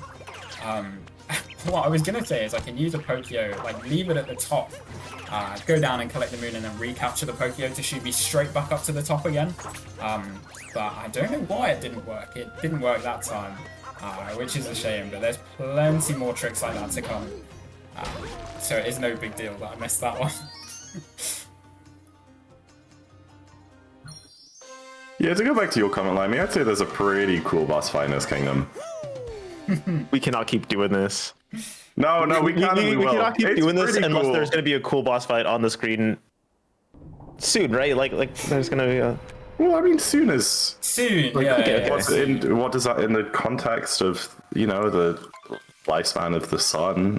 It is pretty soon, I'd say. Okay, Mods, can we pull this guy off of the couch with, like a comically large, like, shepherd's Guys, the cane? boss fight is really cool, I swear. Don't take me away. So, shards, everyone. So, This is cool. yeah, shards is cool. So, yeah, throughout the game, there are these moons that you get from collecting 5 little moon pieces called shards. That's a very famous one in Bowser's Kingdom that is actually essential to progress through with the story. So, I'm going to get the shards with this one, and before I get the moon, I'm going to come around the side here and get a couple of extra moons, just to pad out the total a bit. Also, real quick, I want to just plug very quickly that we are at $1,591 out of that $1,750 goal for Donkey Kong Bonanza. And you absolutely want to see that. But first, before we need to get there, you have to get to 1,600, which we're $9 away from. If you want to see the save kill Bidwar get tied potentially, that's only a $10 donation right now, which is one more than that 9. And if you donate for that, we're gonna get to that milestone, and we're gonna be so close. So 100%. If you want to see maybe some wacky on-screen shenanigans between Donkey Kong Bonanza and maybe taunting the animals, get your donations at !donate in the chat. And this is all for a good cause because we are helping Sarah Doodleplex with her housing insecurity right now, over the entire course of this 5-day weekend that we're doing. Yeah, everyone, work towards that. That's really cool that we're getting as close as we are. So yeah, Bonanza will be a really fun run to watch. So now I am capturing something else called a Gyzo, which you don't see in any percent. And I'm going to do a little pretty cool dram here whenever you guys see it. If it works, I'm going to try that one again. Actually, there we are. I bet this dram is pretty That cool, one guys. should work. It's a pretty cool section. So yeah, we leave Cappy right at the top, and then jump down, get the moon that we've just spawned, and then we walk straight back up to the wire again. So yeah, it is very cool. Hell yeah. And you can see he's kind of been doing this at various points throughout the run, but he's going out of his way in a few spots to grab checkpoints. And those are all going to come into play later on. Pretty much any time where you see him like doing something which looks, you know, kind of inefficient or whatever, like going out the way to grab a checkpoint or running like straight past a moon, it is for a reason. Everything is planned out. There's, you know, every single thing that he's going to be doing is planned out in advance. And at some point later on, you're going to see him reusing those, warping to those checkpoints or going back and grabbing those moons. And it's going to be like, oh, that's why he did that then. Another thing which might not be so obvious are the Toadette achievements. I don't think have we talked about those yet? I think we briefly met. Not yet, I don't think But so. yeah, in this game, once you beat the game and get to Mushroom, you meet Toadette, who's in Peach's castle, and she basically gives you a list of 60 achievements to work towards, and each one gives you a moon. Those achievements are various things. There's ones where like you have to jump a certain number of times. There's one we have to grab like enough particular types of moons or buy enough outfits or something like that. And those achievements, you can get the moons pretty quickly.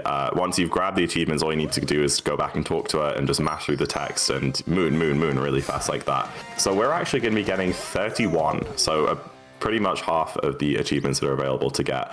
And we don't really have to think about it too much. Most of those that we're getting are just kind of built into the route naturally. You know, things like kill every boss, grab this many checkpoints, you know, that sort of thing, which, you know, if you do the route right, you'll get them. But there are a couple that we do have to pay particular attention to. One of them is coins. We have to grab like something like 1,000 coins over the course of the run. Again, really not a problem. It's like quite hard to mess it up. You see Jambo has 900 here and he's already bought a couple of moons, so he's had at least 1,000. But, you know, one that can catch you out if you're really, you know, not very careful about coins at all. And the other one is captures. We need to capture, I don't remember how many, but a specific number of enemies. So there are 2 or 3 points where Jambo's just going to run past an enemy and then just capture it and then uncapture it. And you might be like, what is he doing? That looks slow. But it's to get that achievement later on. Oh, wow. I almost threw myself off the edge there. I've done that before. Oh but my god, wait. That was crazy. Yeah, that was close. What I can do there to save a little bit of time is stand there in a very specific spot next to the wall, so that when I talk to Toad, the camera doesn't actually pan, like it doesn't zoom in like it usually would. Saved a little bit of time there, and that's something that we utilize a little bit across the run is things called camera manips, which a lot of the time involve actually going into first person mode to make the camera actually pan quicker. So little things like that that just add up to, you know, multiple seconds over the course of a full run. So yeah, it's very cool. See, here's the crazy thing about speedrunning. I played this game for, what, 3,000 hours. I share the 2-player world record. I'm top 50 in 1 player and like a similar position in Darker. I've never heard of that before. I didn't know about that camera minute. To be totally honest, I had no idea until it might have been when I was learning Darker Side last year.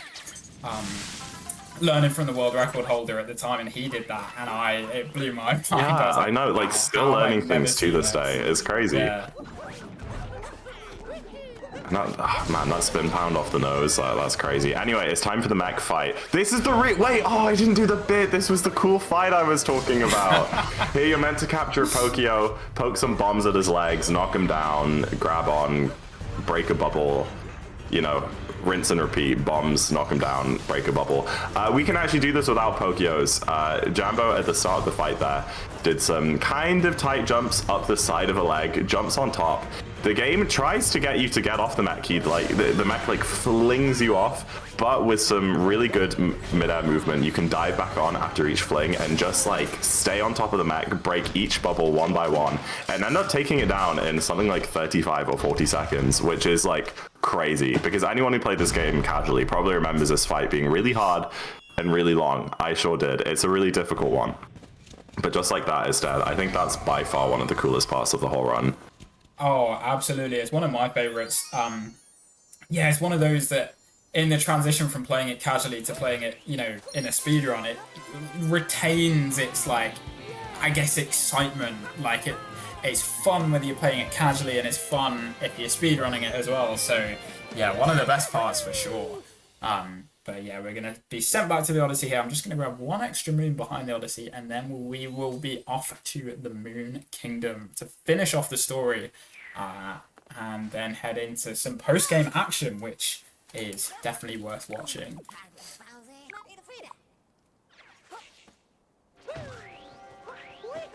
Yeah, just grabbing this moon on the fence here, sticking Cappy on top there just for a little bit while he spawns the moon.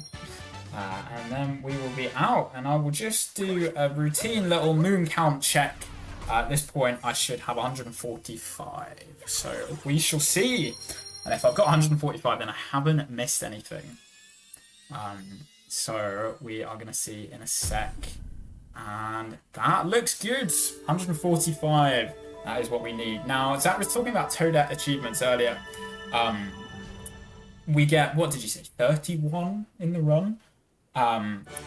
Another important thing about Toadette moons is that if you forget a moon that contributes to a Toadette achievement, not only do you have to get, as a backup, a moon to replace the moon that you missed, but a lot of the time you're going to have to get another moon to replace the Toadette achievement because you might be at like 39 out of 40 moons towards a target.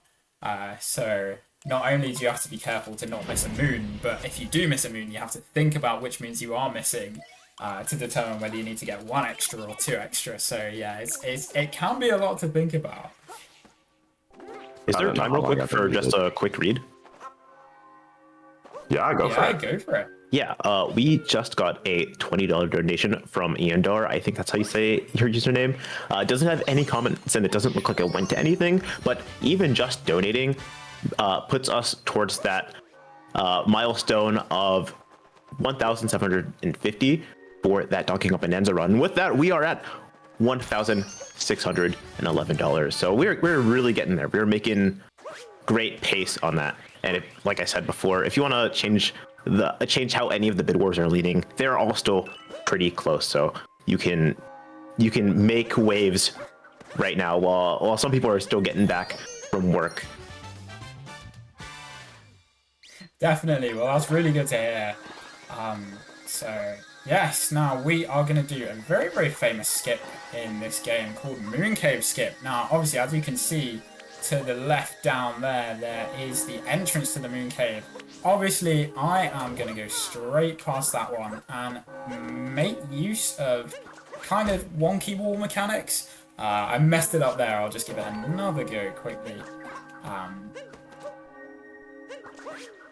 Oh, never mind. Let's give it one more go. And if this one messes up, I might just go for the easier method. There we are. That's good. Yeah, so you can make use of like dodgy surfaces there to make it all the way up to the top of the moon section with just one wall jump and like a bit of a wacky dive at the top. So yeah, that is a really cool skip, saving multiple minutes. Yeah. It's worth saying. Go on. It's worth saying that doing it with one wall jump, like Jambo is doing, is like the much more advanced, harder version. It's actually not that difficult a trick. You might be seeing Jambo messing it up and being like, "Oh my goodness, that must be so hard," and it saves so much time. But there's a much easier version that's only 1 or 2 seconds slower that like 99% of runners do.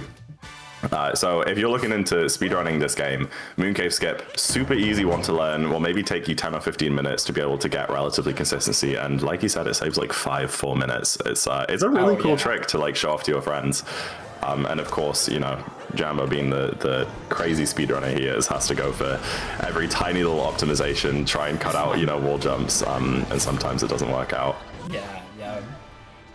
Now, we are in the Bowser fight here. This is another one where casually it can seem quite hard, but after, you know, hundreds of hours of practice and doing it in runs, yeah, it is very straightforward. And then after this, we'll be doing the escape sequence, the famous escape sequence in this game. That is always the best part, especially at the end of a run. Even if you're on PB pace and all the nerves are building up, you've got this really cool section at the end. And I'll be attempting a trick. I'll see if I can pull it off in the escape sequence. So we'll see. I'll only give it a few tries because it is absolutely not necessary. The trick he's referring to is widely considered to be the hardest trick in the entire game, or at least, you know, the hardest trick that's kind of done in any speedrun. It's crazy difficult. And it's very flashy. I don't really need to describe it. It kind of speaks for itself. But it comes right at the very end of the run. If you want, like, you know, a world-class contending time in any percent, then you just kind of need to do it. And like so many runs are killed to this trick 1 minute before the end, just for the 10 seconds of time save that it gives. But Jambo, I mean, he is an 100% success rate at getting it in charity marathon streams. So let's see if we can continue that. He's 1 for 1. You know what I said? I trust you with my life, and you have to get this. Well, that's crazy. Yeah. Oh, just quickly, just so I know how to react. How delayed are we? with my I think I'm gameplay. 2.5 seconds or so. What? 2.5. Okay. Whatever, man. I'm like 10. Maybe try refreshing your stream if Just you're that approaching the trick delayed. now. Yeah. Anyways, yeah, like one of the mods says in chat, no pressure. I'll give it a couple more attempts here. Yeah, so as you can see, this wall has some like really weird bits of collision that you can jump on as Bowser. These like little spots he's jumping off are incredibly small. I cannot overstate how tiny those spots are. You have to be super precise. It's very easy to undershoot or overshoot, and it's very easy to fall off and die. But if you manage to get the ball, oh, he did it! It's a free trick. I don't know what to tell you. Free trick, free trick. Oh, that's There we are, awesome, we man. love to see All it. I'm saying, it might be a free trick in execution, but not in cost. All I'm saying, exclamation donate, cough it up. $1 trade right now yeah, for that absolutely incredible trick. That's what Cough good it up. money, that one. Yeah, no, that's so cool, man. Like when we in 2-player, when we were going for this first ever sub 56 run, which was kind of our big goal. I think we got like 20 or 25 paces to Moon Kingdom, and all of them died to that trick there, 2DSS. That trick, yeah.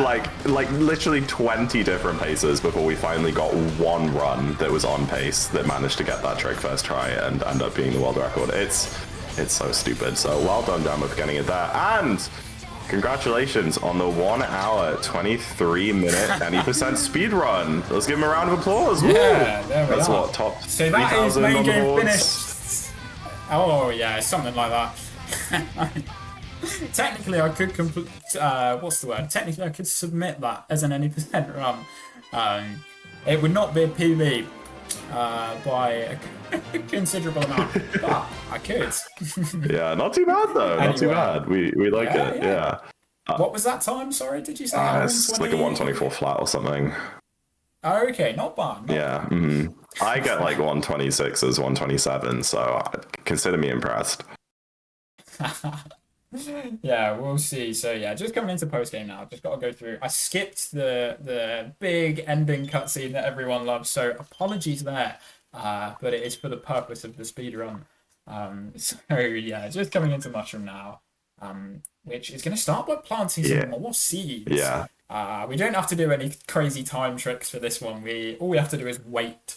And they'll have grown by the time we revisit mushroom right at the end. This is where things get exciting. So when we put our hat on the globe in Bowser's and watched all the moons spin into the Odyssey, that was actually the last time that we're doing that for like an hour and a half or something. Oh yeah. From here on out, it is rapid. There is one single cutscene in the entire next 1.5 hours of gameplay. The rest of it is just going to be moons, moons, moons. And the reason for that is because we finished all of the kingdoms and killed all of the bosses already. So all it's going to be is we take the painting to go to the next kingdom. And again, the paintings are super quick, no cutscenes attached to them like there are with taking the Odyssey and watching the moons go in. We're going to take the painting to next kingdom, open the moon rock to spawn all the moons, run around for like 5 or 10 minutes, grab as many moons as we can, take the painting to next kingdom, open the moon rock, and we're going to be doing that back to back to back for pretty much every single kingdom in the game that we've already visited.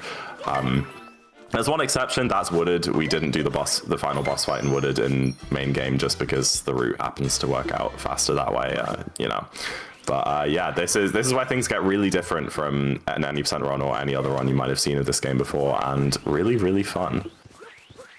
Yeah, definitely. And I mean, you said there's one cutscene in basically the whole of post game, and that is in Wooded where the boss fight is that you refight. So, and that's not for another half an hour? Do you think? Something like that, yeah. It's very, very full on from now until the end, but it's very fun to play, that's for sure. That's what I like so much about Darker, though, is you get such a good dynamic. Like, about half the run is spent doing main game, you know, doing the normal stuff, the 90% stuff, the bosses, the cutscenes, and then half of it is just, like, going back through the game, sweeping things up. You know, this last hour and a half, 2 hours of the run is quite a bit easier than the main game, but also much more easy to melt down just because it's so back to back and you don't get a single break. You know, you don't get a single cutscene to like recharge or reset. So it's a mental game. It's about kind of keeping the focus there, you know, keeping your brain active, and your hands plowing away at these moons, but you know, not getting too bogged down in it and worrying about mistakes and that sort of thing. Yeah. But if you get into the right rhythm, it's a really great vibe. Darker post game. Yeah, for sure. And I think, especially when like people do their first runs of Darker, and it's like kind of a bit all over the place because you're not used to A, how fast paced the moons are in post game, and B, I guess the route, people aren't like really familiar with the route to begin with. Like it can be very daunting.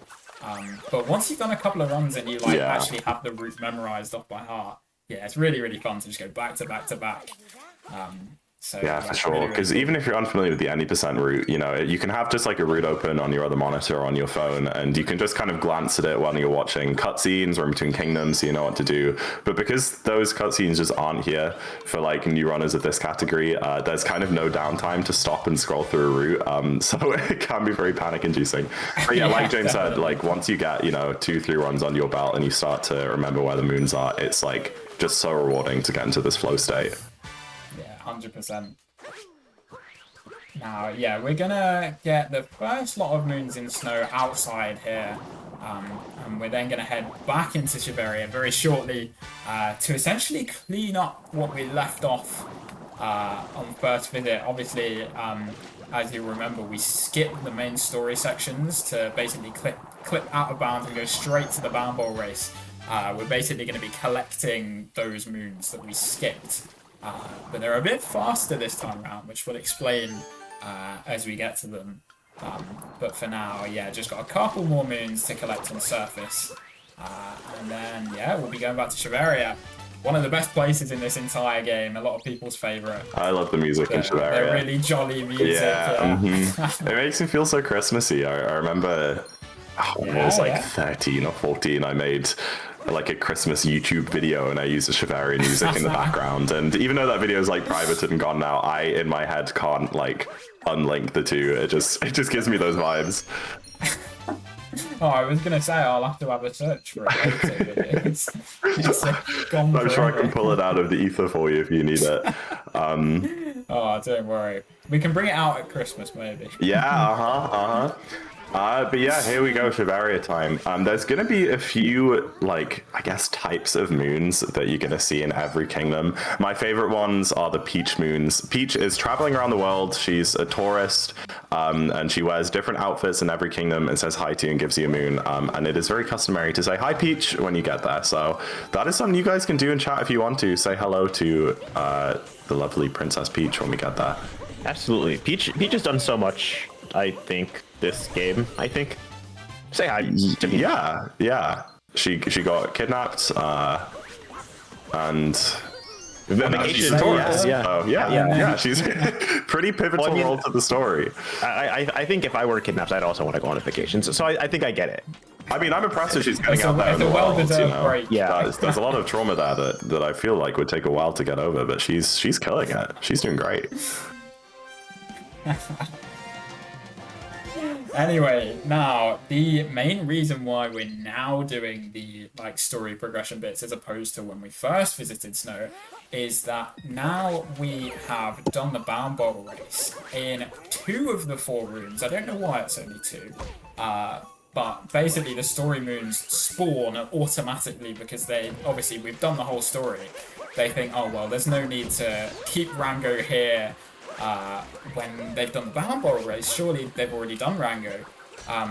So when we go up here to collect the moon, or when we go up to, I guess, usually do the Rango fight, because we've done Bound Bowl, Rango's not there. Just no boss fight. Is just, no boss fight.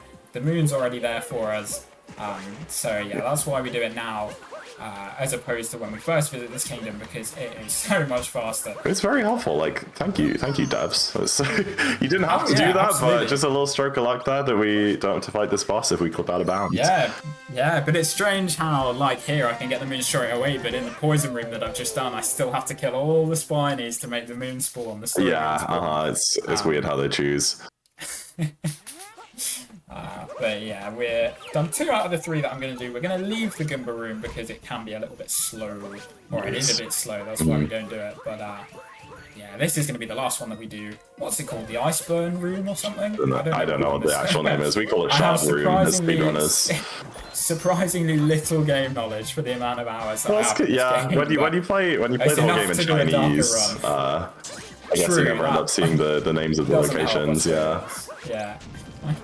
But yeah, I mean, this is what I was talking about earlier, where there is one extra moon in each of these branches if you come back in post-game, which is why, you know, one of the various reasons why we do that clip to get into the Bound Ball Arena early. So that ground pound moon, which you got in the water, is one of the ones that usually isn't there. But now that we've come back after beating the game, there's an extra moon there, and we can get all 3 of these moons at once instead of having to do them in 2 trips. Yeah, definitely. Now, after doing these 3, we are going to head back down the path down to the Bound Bowl race, but we're not going to do the Bound Bowl race again because that one would be slow. Instead, we are going to get this little hut and seek moon down here, a little Bonneter hiding in Shiverian form. We're just going to get there, and then we're going to head back into this little back room here, grab one more moon, and then we are going to walk back out again. So yeah, just on top of these crates here, hiding right at the top, we're going to grab it. And then I'm going to warp out here and do a very, very important trick that saves a fair bit of time to get to the Cascade Kingdom painting up here. Yeah, this is called... Line it up right. This is called Blowy Noey. Because you're meant to use a Blowy Joey, one of the big creatures that blow gusts of wind, to get up here. But using some very weird like slope mechanics in this game, honestly, I would love to explain how it works, and I'm getting here and I realize I don't really know how it works. But you're able to kind of like, I don't know, stand on the slope for a couple of frames, which lets you get an extra like cat bounce out that you're not meant to be able to get. And essentially, you can climb up to that painting without having to take the Blowy Joey from halfway across the kingdom. Saves a lot of time and gets us into Cascade really quickly. Yeah, it's a very, very fun one to do, and third try isn't bad because it is very finicky. It's weird. It's not hard, but it's not consistent either. No. Yeah. But yeah, you can see that by going through the painting, those 30-ish moons that we had from Mushroom and Snow are still in our inventory. And those are going to keep growing and growing and growing. And eventually they're going to, that like, you know, set of moons is going to get so big that it goes kind of off the screen and we can't see them anymore. But that's what makes these paintings so fast, is that we don't have to watch that cutscene of putting the moons in the Odyssey every single kingdom.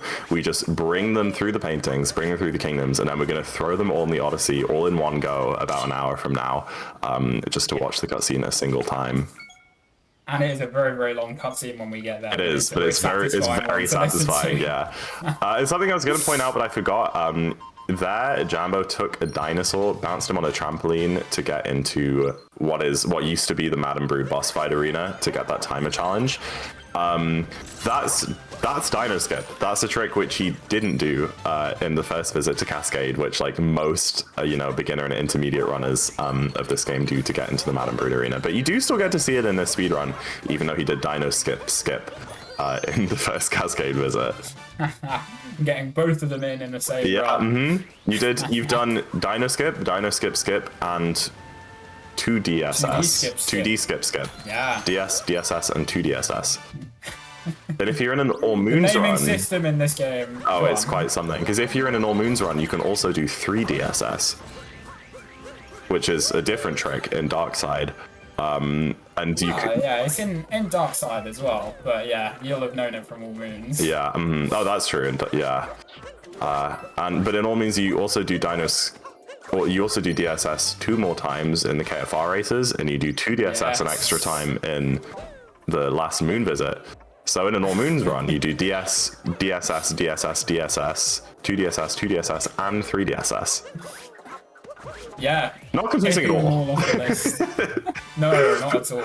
Very inventive naming this community has. Yeah. Wait till you guys learn about drams. We'll not get into that one. But there you go. Fast little sub area there. Jambo's doing some things called cloud boosts, where if you activate a cloud platform while you're kind of inside of it, it gives you a big boost that kind of shoots you out forwards. Fun little trick. We also use it in Cloud Kingdom in the any% run. And like a minute ago, before he went in that sub area, you will have seen him capturing a big chain chomp and then just uncapturing it and moving onwards. That's for a Toadette achievement. Like I said earlier, there's an achievement to get a certain number of unique captures, and the big chain chomp is a different capture to the little chain chomp, even though they're exactly the same mechanically and visually, apart from their size. So that's just an extra one, which he just runs past, grabs, and uncaptures, which means we can get one more quick moon and mushroom. I mean, there are almost 900 moons in this game, and we need 500 of them to get to darker side. So that's over half of them, which means that we do need to be very resourceful with which ones we grab, because so many of them are really slow and locked behind cutscenes and mini games and that sort of thing. So, you know, even if you might think like getting all those unique captures is going to be really slow, it turns out that when you look at the alternatives, that is really still the fastest moon to get. Yeah, definitely. It does look a little silly when you're watching it, but it's I mean, it all makes sense. Yeah, just another factor contributing to the crazy routing in this game. Yeah. Mm-hmm.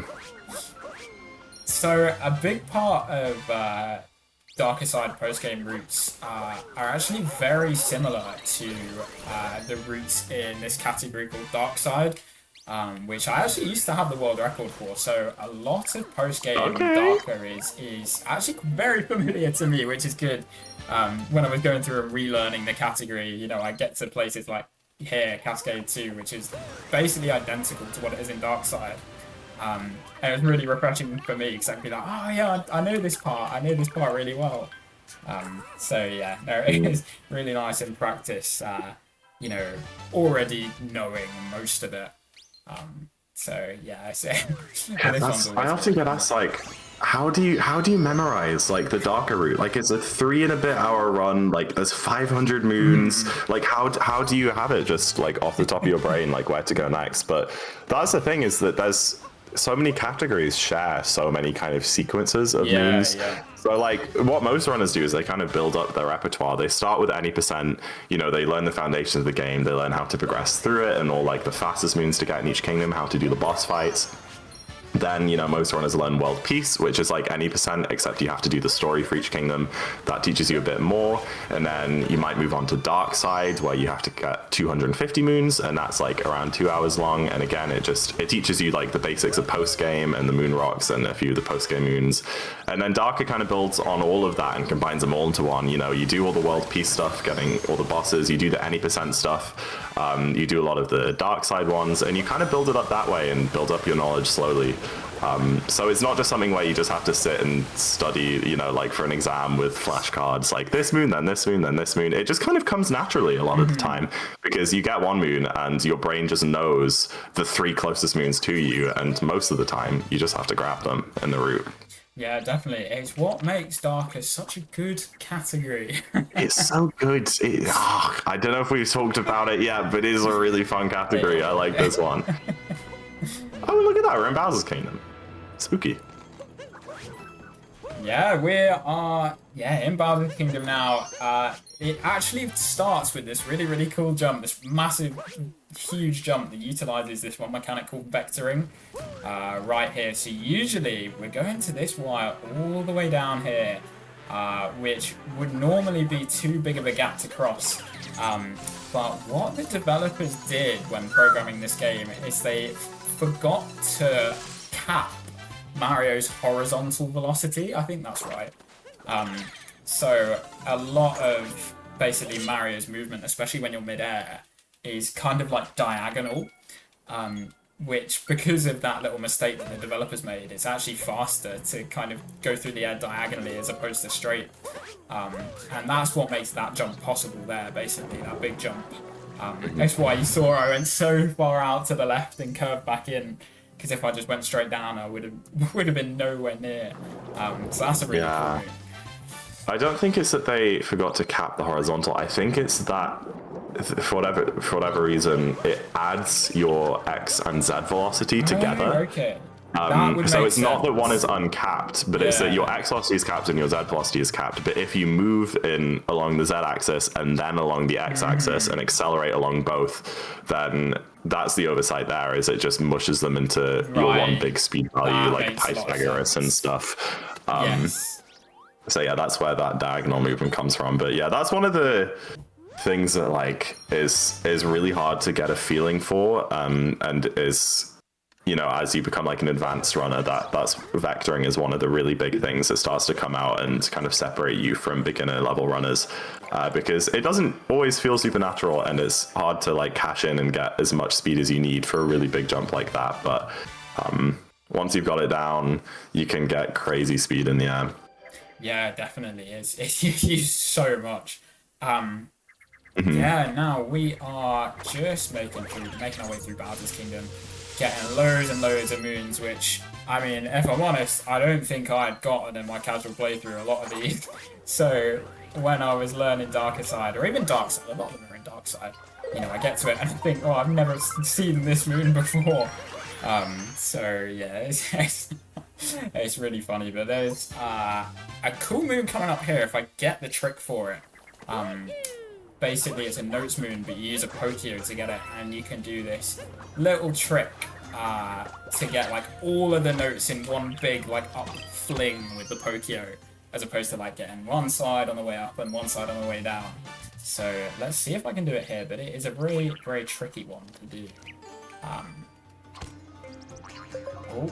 The way that the beak stretched after grabbing that first moon is insane. Yes, yeah, that's a little bit of optimization you can do with the Pokio. And there, if you saw there, I got the trick there.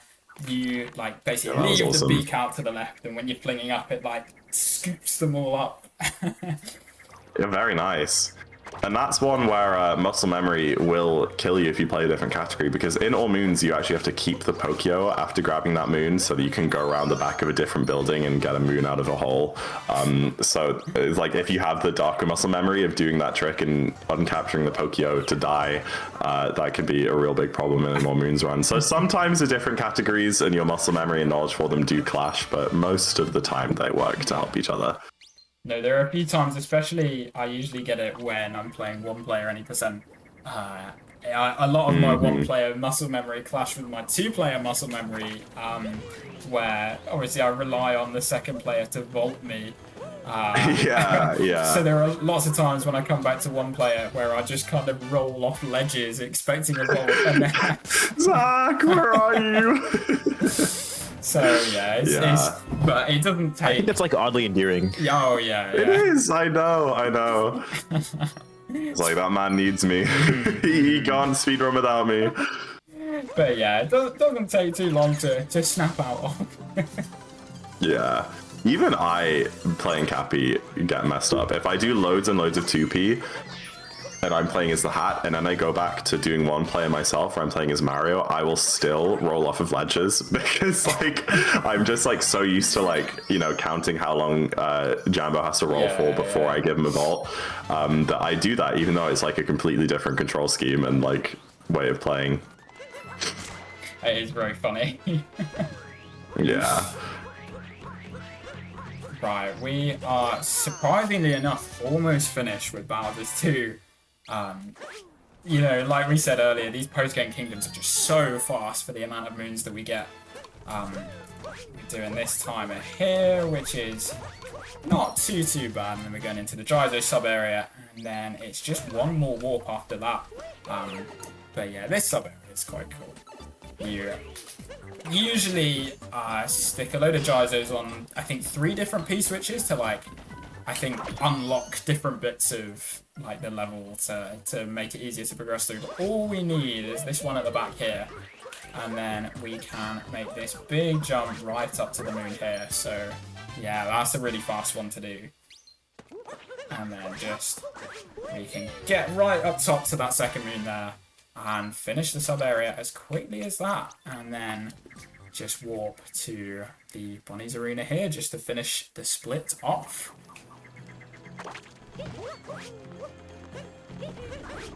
Sorry, I'm doing some quick maths here because I'm interested in something, and this will be really cool when I work it out.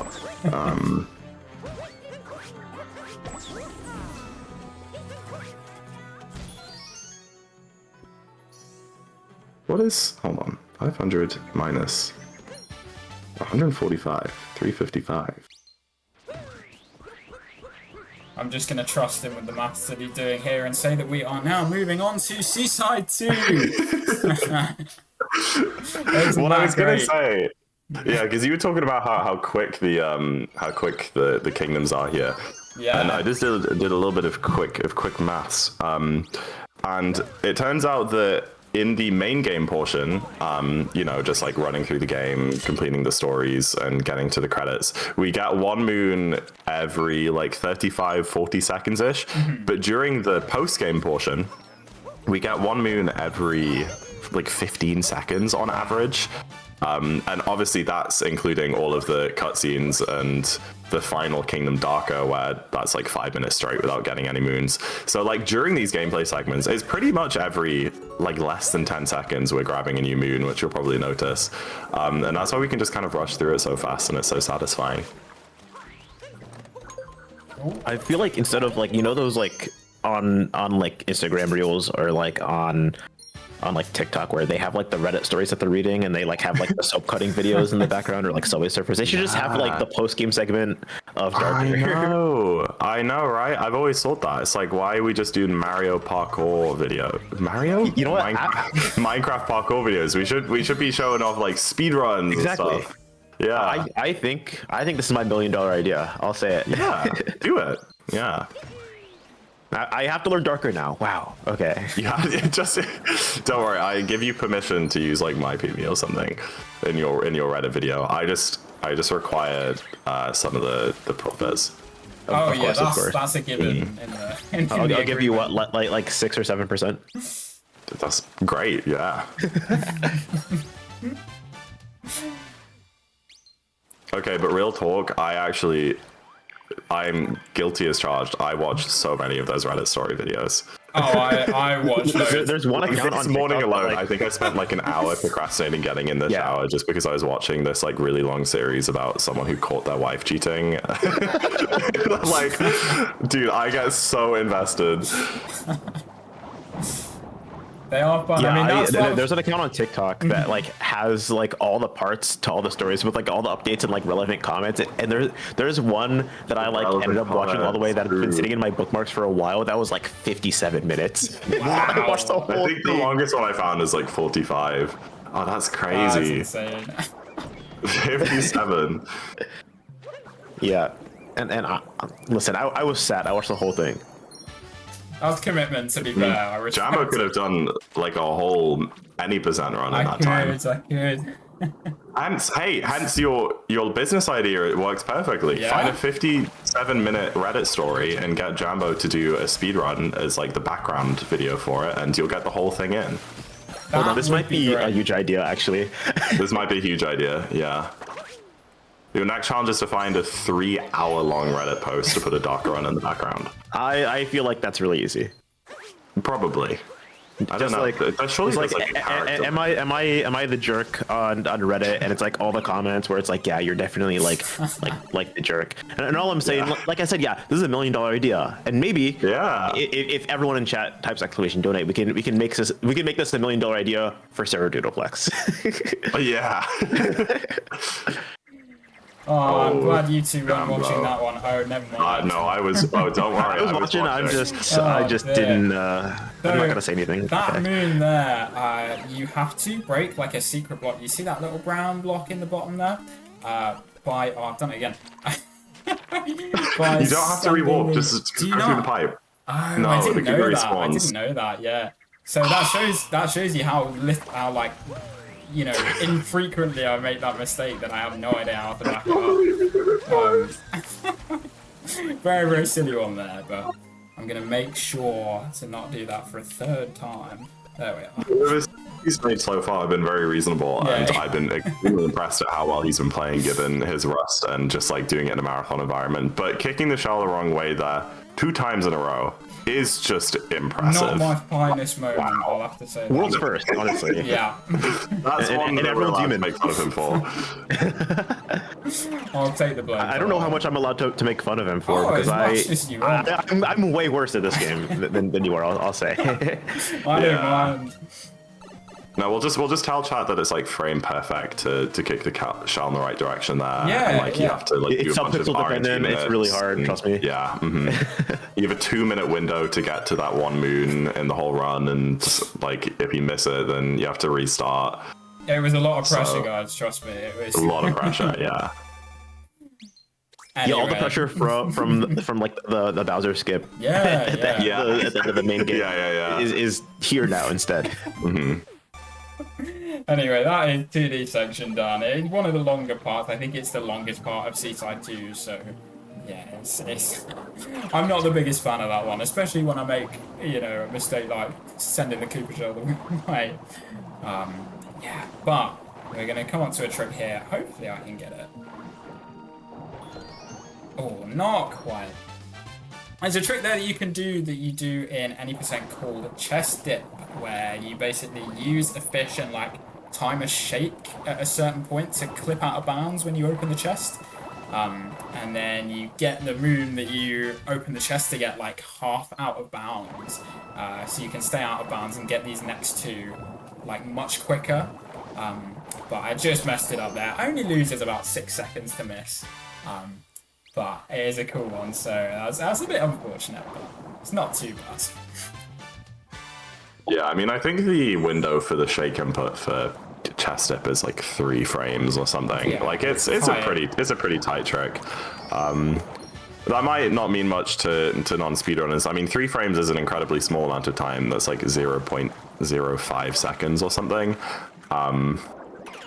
But that's kind of like on the medium end of like how difficult a trick is in 60 FPS. You know, there's something like nut clip, which is done by kind of intermediate level runners. You know, like most people do that only with a few hundred hours of experience, and I think that's like a 5-frame clip. And then there's a couple of frame perfect ones, like maze clip, which are only done at like the very top level. So chest dip is somewhere in the middle of that. Yeah. It's, I guess, a fairly accessible one, but like Zach said, not anywhere near as hard as like a 2DSS or Spiritless Luncheon or anything like that. Yeah. But yeah, discovered, how long ago now? Actually coming up to 4 years 2022? ago now. Yeah, which is January, February 2022. Insane how long it's been, but Because that still feels like one of the more recent discoveries. yeah. I think It's like that platform clip and Giggler are the 3 things that kind of got discovered after I started running the game. So all of them still feel new to me. and even then, platform clip I think is 3 years old. It's insane. But as we said earlier, there are still tricks that are being discovered now, albeit maybe a little bit less frequently. But this game is still very active. We kind of missed it there, but there was a little eel, I say little, a very big eel that was chasing Jambo out of that hole. And you might have missed it, but he turned his camera down as he was going towards that hole, because usually if you have the camera upwards, the eel kind of comes out when you get close to be like, rah, and then you have to wait for it and sneak in behind it. But if you don't put it on screen, like a lot of things in this game, it doesn't load in. So he kept the camera facing downwards, swam into the hole kind of blind, and then by the time he got to the moon and the camera was on the eel, it was late enough that he had time to kind of get out with the eel chasing him without being hit by it. Just another one of those little optimizations, little ways of speeding up moons. Also, hi Peach. How many Peaches is that? Is that just oh no, that'll be the 4th time we've seen Peach so far? Yeah. We've only said hi once. We've What are only we said hi doing? once, we're slacking, we really are. Anyway, we are approaching quite a, I guess, renowned section of the run. WSM, baby. WSM stand for Wooded Sand Metro. And the reason they're so renowned is because I think they are the 3 longest splits in post-game, and you do them back to back to back. Yeah. I mean, the rate of collecting moons is still just as fast, but you're just in the kingdoms for so much longer. Oh, missed a little target there. All 3 of these kingdoms are about 10 minutes long in post game. The rest of them are like 4 or 5 minutes. So it's like a half an hour segment of the run, and it's generally the point where you start to feel like the most fatigued, and it's easy to, like, you know, lose focus a little bit, make some slip ups. And also these 3 kingdoms have quite a few tricks in. They're quite difficult. They do. But kicking it off with Wooded, this is the only kingdom, like I mentioned a few times, that we didn't finish the story for. The reason for that is the painting for this kingdom takes us right next to the final boss, and if we did the story in the first visit, we would have had to like climb all the way up the whole kingdom to get here. So we saved it because the painting spits us right out by it. But yeah, this is going to be our one moment of respite pretty much for the whole rest of the run, is once we kill this boss, we get one like 20-second long cutscene. Yeah, and obviously to kill this boss, we just have to like stretch up into those little like orb things. I don't know what to call them. To basically move through every phase. And there's a little thing that you can do, a little exploit you can use, which I guess is colloquially known as Speedy Nutboy. You say colloquially, I don't think that's a formal name. There probably isn't. No. It's just Speedy Nutboy. It's just Speedy Nutboy. Basically, if you like boost off of the ledge in a certain way, you get like a little speed boost with the up route. No one really knows why, but it's especially useful in a place like this where you're spending like a couple of minutes boosting around with it. It saves a heck of a lot to get the little boosts that you can get here. Yeah, for sure. And there's also a fun little thing in this fight, is that it's actually possible to clip through the floor and die. Yes, that's happened to me a few times. Yeah, it's just I think it's to do with having Speedy Nutboy. If you have like extra speed stored inside of the nut, and then you attack the boss and stand like right in the middle of the whole arena when you attack him, for whatever reason, that just makes you slip through the floor. So what you're gonna see James doing here is he, during this like final bit where he hits the boss in the middle, he just stands slightly to the side of the center of the arena, and that just helps him to avoid that one weird bit of floor collision where you can just fall through. Yeah. Because that does just lose like 2 minutes. Oh yeah, it's not a good one to make. As we mentioned earlier, this is the one cutscene until Darker Side, or I guess until the moon dump. Until the moon dump, yeah. So I'm gonna take this opportunity. Stretch out a little. All of you, you know what? Me too. All of you guys should. You're meant to apparently Twitch stand up for at least like a minute every hour. Yeah, you got to stretch right now. See, I'm having a little stretch too. And there we are. That is that cutscene. All over as quickly as that. I mean, Zach and Limey can stretch out whenever they want, but me, no, I've got to... No, in solidarity, I'm gonna sit back and game a posture for you and drink defuel. Yeah. Even though it's 11 p.m. I think 11 p.m. G Fuel might hit Loki. Yeah, it might hit until you want to go to sleep and then can't. Who needs sleep when we have all this fundraising to do for Sarah Doodleplex, is all I'm saying. Oh yeah, that's true. Fundraising is pretty cool. It is. Especially for such serious matters like this. Yeah. I know it's been all fun and literally fun and games here on the stream, but yeah, no, genuinely, I'm speaking from the soul. Housing insecurity is very bad in the States, and it would genuinely mean a lot if anyone could just donate, even if it's for the bid war, if it's for the milestone. And you can make progress on the milestone by donating to the bid wars. It's literally like a 2-for-1 value. If you really want to donate, now is the time, so we can get that Donkey Kong Bonanza run. Absolutely. I would love to see a Donkey Kong Bonanza run. Yeah, and we're almost $100 off of that. If we get $39, we're gonna be at $16.50. And that's $100, and we're gonna be like right there. I know we can do that, Twitch chat. We 100% can do that. So get in your donations at !donate, or if you want to see more about Sarah Doodleplex's story, you can do !Sarah in the chat. Absolutely, we are closer than ever now. I am about to see quite a big jump over to another popular character in this game, Captain Toad. I'm sure all of you love him. We are just gonna... Oh, never mind. I bonked on that railing up top there, but it is an easy one to retry. So I'm just going to go up here and utilizing the vectoring I was talking about earlier, I can do a big jump with the rocket flowers over here to make it all the way to the Toad platform. And I genuinely have no idea how you're supposed to do that casually. I think it might be with Glide On, but it's my speedrunner brain has taken over. Yeah, I think you're right about Glide On. Yeah. Well, I mean, I would love to hear your best Toad impression if you've got one. Oh, no. I don't think I've got the range. Hey, moving swiftly on. I mean, feel free if you. Listen, I would do it if there was donations involved, but as it stands right now, I'm not doing a Toad impression. Though I think there's a video somewhere that exists of me singing on Rock Band 4 Chandelier by Sia in the Toad voice. No way. Surely that one needs listen, to surface. listen, pointer finger to the donation button on PayPal. I could do it. I just prefer not to.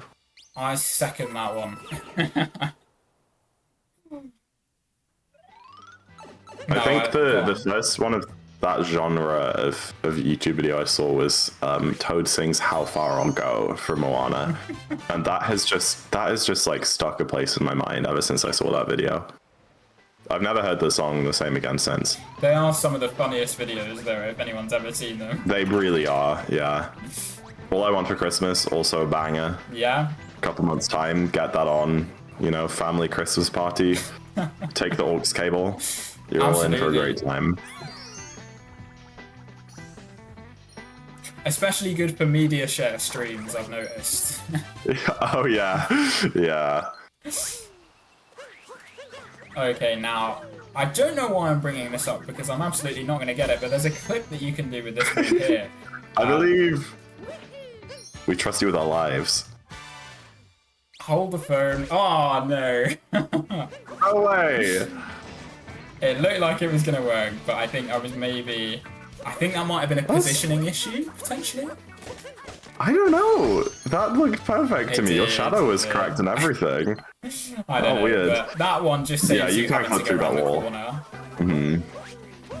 But yeah, again, only losing a little bit. Just saves having to go around the corner to go and collect that moon in there.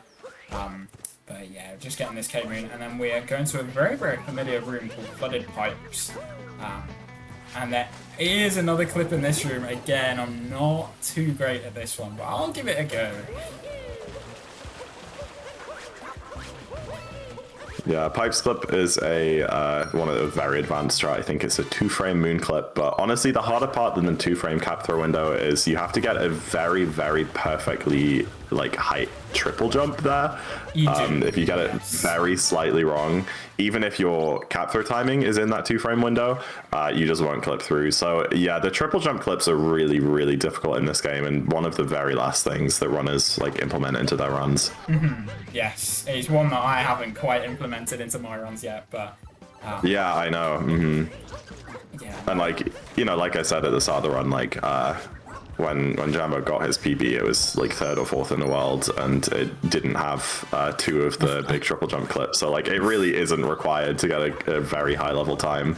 No, not at all. I mean, that one only saves what? How much? 5 seconds, something like that. 4 or 5 Something like seconds. that, yeah. So yeah, there's a very famous quote. I'm sure a lot of you have heard it. Over time, and it's movement saves. Wait, I've done that wrong. Trick saves seconds, movement save minutes. And it's very true. It's very true. Lots of people tend to focus on going for like the hardest tricks when they're just starting out, but realistically, all that you need to do is just get a good grasp of the movement, and then that will save you so much more time than any of the tricks ever could. Yeah, I mean, there are runners higher than me on the leaderboards. Lower than me? Higher than me? I guess. What would you say? I guess lower. Like if they're better. I don't know. Actually, it's weird. I think they'd be higher on the leaderboards, but they'd have a. I don't. Anyway, there are definitely runners who are better than me who do like considerably fewer tricks. Like, you know, on paper, I should be the faster runner because I do like DSS and this, but they just have better PBs just because they don't do them, and they instead spend their time just improving their movement and getting more consistent. And it's definitely a lesson to learn. So here, Jambo, more swag. Yeah, the swag, that is honestly, that is a factor. Like, if you have more fun doing a bunch of tricks and like showing off and being flashy, then that is very valid. But like, if you generally want to improve your time, the best thing to do is actually to kind of tone back on it a bit and focus on other bits. But what I was going to say is Jambo is currently on a bird cycle. When he came out of that sub area before, a bird basically starts moving through the kingdom on a predetermined path. And he has to get these moons fast enough to be able to catch the bird in a very specific spot on the cycle. And if he makes even 1 or 2 mistakes during this bit, and loses too much time, then the bird is going to be long gone, and then you have to like do backups and stuff, and it's all very confusing. He, of course, absolutely nails it and grabs the bird on that platform over there. That's an even more advanced strat than what I do, which is just to kind of grab it like where the timer challenge is. Yeah, but yeah, there's a couple of those cycles. Yeah, there's a couple of those bird cycles in Darker post game. I think that's probably the hardest of them, but it's just a little thing where like when you're watching, you might not realize because it's like a full minute of gameplay is determined by this bird cycle, but it's very important, and he's going to be thinking about that the whole time. Yeah, absolutely. And that faster version there, I think entirely depends on whether you get the fast uproot tech, the speeding up boy that I was talking about earlier, which luckily I did manage to get. Went through maze so much quicker than you would without the tech, which meant that I could get the bird cycle way earlier. So yeah, that saves actually a fair bit of time. So yeah, really, really cool one. And we are actually just coming up to the end of Wooded 2 here, the last walk that I'm doing now, and then we'll be taking another painting. And I want you guys to pay attention here to the moon counter on the side of the screen, because the row that he is actually on right now of moons is the final row that the game allows before it just decides, yeah, that's way too many moons, and just like stops adding them to the counter. So you'll see near the start of the next kingdom, which, spoiler alert, is sand, the moons are eventually going to tick over onto the next row and end up just giving up, and it just puts a little ... So from this point onwards, we actually don't know how many moons we get. Leaving each kingdom, you can have a look at the moon counter and see if you have enough moons. Like it's just written, you can have it written down somewhere like, oh, I need like 65 moons in my inventory when I leave this kingdom. But from sand onwards, you have no way of knowing really, because the moon counter is off screen. So this is where things get a little bit scary, and we're not gonna be able to find out if we're behind on moons until like 2 hours 40 into the run or something, when we put them in the Odyssey. Yeah, absolutely. It's really funny how you mentioned like people sometimes having moon counts in notes, because that's exactly what I'm doing now. If any of you have noticed me looking down, I've got the like totals of how many moons I should be carrying at the end of each kingdom on my phone. Yeah, because like if you miss a moon, you want to know as early as possible. Oh yeah, definitely. First of all, because there are backup moons to get if you miss moons. There are moons which like we kind of run past that are a little bit slow, but if you've missed one before, you can just grab it to get the extra one. And it's good to know about those backups as early as possible, because a lot of them aren't near the end of the run. A lot of them are kind of halfway through the run. So, if you've already gone past that backup, then you can't get it, obviously. But also, it means that you can start working out which one you missed, because like we talked about earlier with the Toadette achievements, if you miss the wrong moon, then it could also make you miss a Toadette achievement, so you kind of have to get 2 backups. So if you miss one, you really want to know, so that you can start A, working out which backup you need to get, and B, start playing through the route in your head, trying to figure out which moon you actually missed, and then seeing if you might need to get another backup on top of that. Yeah, definitely. It's a lot to juggle. It is. What I'm doing now... Here, Jumbo... Oh, no, we're both going to explain the same thing. Okay, I'll do it. Here, as Jambo is grabbing these moons, you'll notice that the camera is facing off into the distance, even though it's a little bit more tricky to do some of these jumps and stuff while the camera isn't looking at where he's going. And the reason for that is there's a little dog here, and the dogs like to dig our moons. They're very good boys. And like a lot of things in this game, to save on memory and compute, the dog doesn't do anything if the camera isn't looking at him. So James is keeping the camera pointed at the dog while doing all of this, and then just by the time he gets over to where the dog is digging up a moon, he has dug it up, and he doesn't have to wait for him there. And you can see the moon counter, like I said, it's gone. No, it's just a little ... now. Yeah, so we're going through the rest of this not knowing if we're behind on moons or not, which is a little daunting. We just have to trust the process. That is all we do. And hope that I'm at least practiced enough so that I can remember the route, which I'm sure I am. Yeah, I mean, I was going to say you've got me here to correct you, but I mean, you do things a little bit of a different way than I do in a lot of places. Yeah, I mean, I think we do mostly the same route. I think maybe Luncheon is the only route. Lunchen's different, yeah. But that's purely because I'm doing the route that I used to do about a year ago, so it's obviously changed since then. Yeah. So there, the platform is in the perfect position to take him across the gap. That was another one where, as he was going up to the platform, he had the camera pointing this time away from it to keep it unloaded, which meant that the platform was just staying still until he turned the camera towards it, and then he starts moving. So yeah, as he went up to the ruins, he kept the camera pointed away from the platform, and then he has a specific point where he turns the camera back towards it, which means that it's in the exact right position. when he gets there. Definitely. And Lots of now- camera tricks. Oh yeah, absolutely. There's actually going to be another camera trick here, unless I've, well, yeah, made a bullet bill spawn a bit too early there. But I'm going to actually keep the camera on the bullet bill here just so I know where it is. It's not like a gameplay manipulation or something, or like I don't know what to call it. But it's just so I can see it and guide it towards this block here. Because you need to capture it a little bit away from the platform in order to actually make it there to destroy the block. So that's one thing. And then here I'm doing this trick called reverse jaxi. It is one that we do in any %, but it's just to get up there without using, well, without going through. How do you get that one? Going through the entrance down below. The like quicksand hole. Yes, that's it. That's it. The quicksand hole and like the ruins. Yeah, that takes you up there. Yeah, definitely. But we skip that entirely. Get up here, get up to the top there even. Spawn the Jackson. I'm just, while it's here. Oh, I don't have Cappy. That's a very, very silly thing to do. It's fine. It just goes around the lake, doesn't it? The birds. So I'll just. Yeah. That bird cycle is easy enough. Where are you? There you are. But yeah, you guys may probably won't remember, but may remember, right at the very, very beginning of the run, the first like 10 minutes or so, Jambo gave the Jaxi $30 dues in Night Sand, and he said, we're going to be using that a couple of hours from now. And here we are.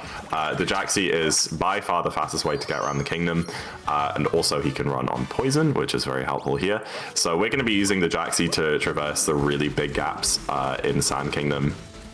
And that's all because we paid for him in the town earlier, so we can just call him from any Jaxi stand in the whole place. Yeah, definitely. Now, we're going to leave him with his friend here. We're going to come back to him a bit later, and we're just going to collect some more moons in the Oasis here.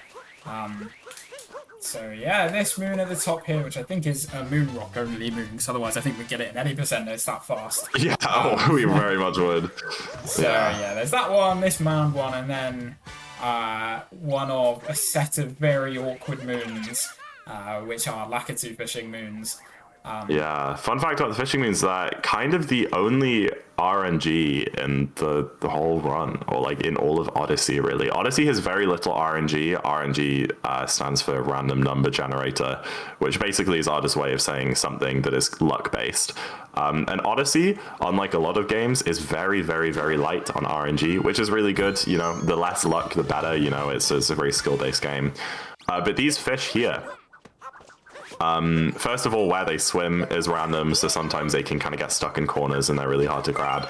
But every time that they kind of like butt their head at the hook, there is a 0.5 or a 50% chance that they bite, and then if they bite, you shake the controller and you can grab the moon. But there's also a 50% chance that they don't bite, and then they're going to do another one.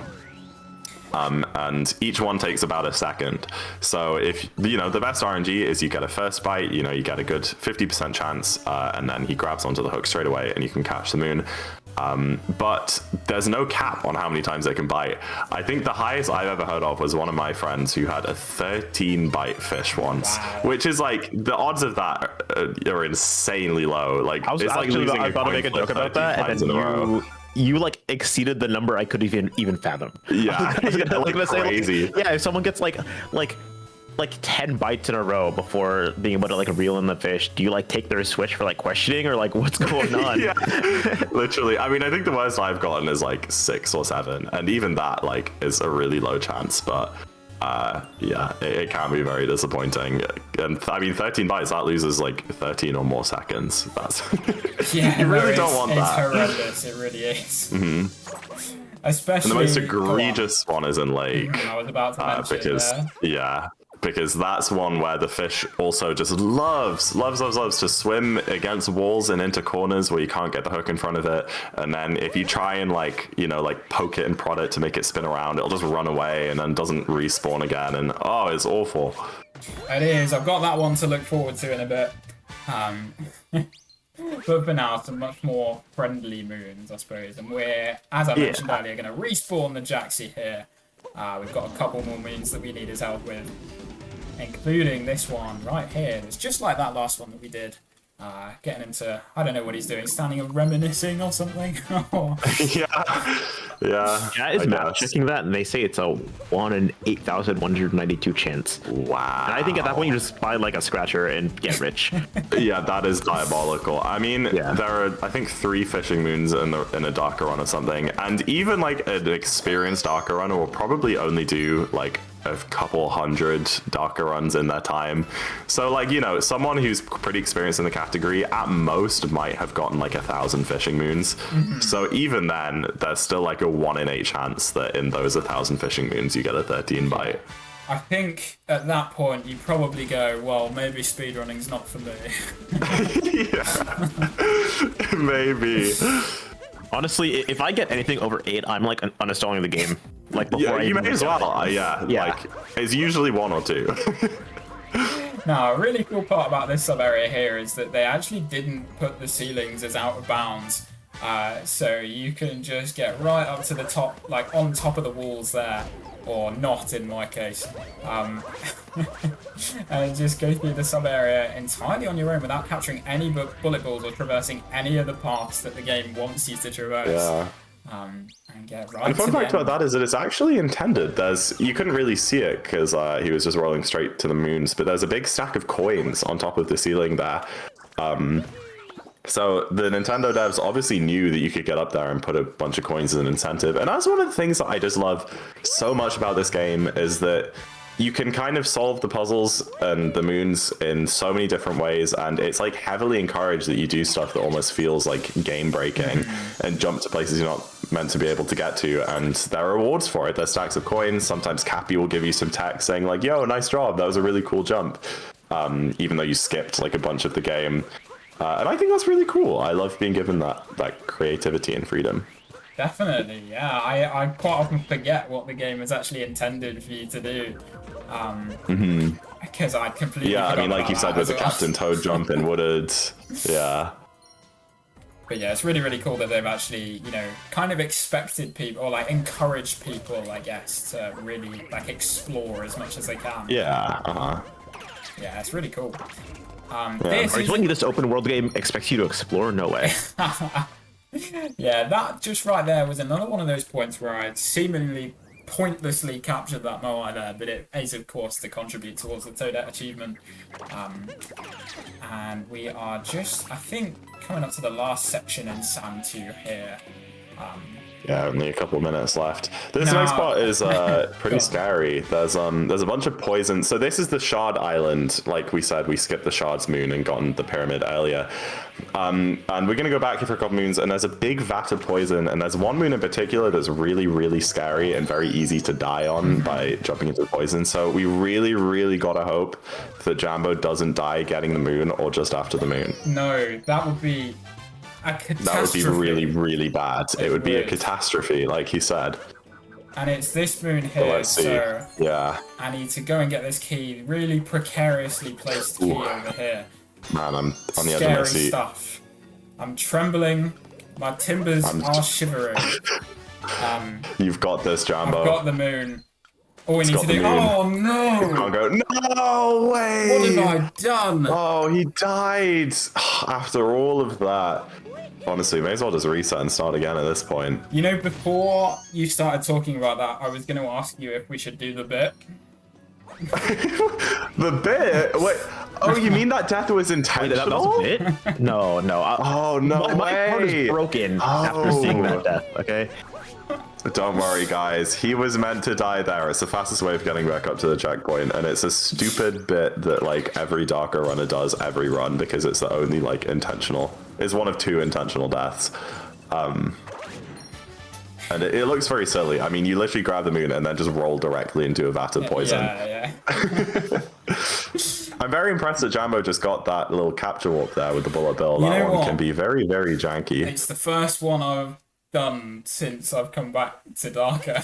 I've missed That's it. crazy. Missed it every single time until now.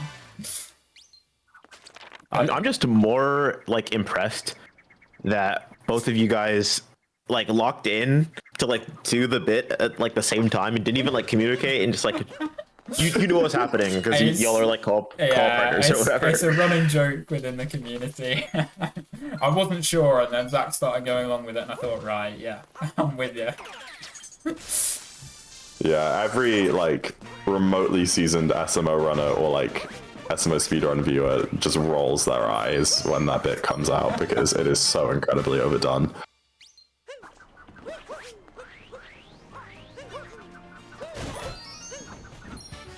But that, oh, I didn't even really clock it, but we finished. Sansu. Santu, that's the one. Yes. We are 2/3 through the WSM section, the really long set of kingdoms that we talked about. Which means that for those keen-eyed amongst you, all we've got left is the M, which of course is Metro. It is the shortest of the three, but that does not mean very much in the grand scheme of things. It's still a 9-minute long split. So yeah, still a little way to go. But this is quite a fun one, as all post-game splits are really. So yeah. Yeah, I really like Metro. I think casually it was by far my favorite kingdom. I love the vibes. I love, you know, all the jumping around the buildings and all the moons scattered about the place. I think it's a really enjoyable, nice place to be. Yeah, for sure. We are going to be going into another very famous sub-area right now. People Room. It's not quite going to be as extravagant as it is in any percent. I don't know if any of you have heard of reverse People Room, where you get that lever and then make it up to the top moon first before the main timer moon. But we can't do that in Darkest Side because of this hat and seat moon right here. If it wasn't for that, I'd have been right at the top by now. But no, it's I guess maybe makes this sub area a bit more interesting having an extra moon to do. But yeah, no, it's still just as well. Still a relatively quick one, even with the extra moon. And just like that, we're out, and I'm warping over to the park. It's called, I think. That's the one. Yeah. And we're gonna get another one of these dog moons. I'm gonna just, I don't know. I feel like saying activating is a bit weird. But you know what I mean. Get the dog to start sniffing around. And he's going to pull something up here, which, is it a moon? No. It's a stack of coins, so we're going to get him to do it again, and I'm going to not miss this bird moon, which I almost did. While the dog's having a little snoop around. And hopefully... Where is he? Where's he gone? There he is. I need to leave him over here. Lead him over here, sorry. And then, hopefully... in its own time, there we are. And I can do a little drama here to capture the wire while I'm getting that moon, just to save a little bit of time. Oh, token bonk as usual. And we're gonna make it all the way up to the top of the hat tower here to get the moon right at the top. Yeah, this bit up here is fun. You're gonna see Jambo grabbing this scooter and then kind of dropping it down and just leaving it there while he gets another moon.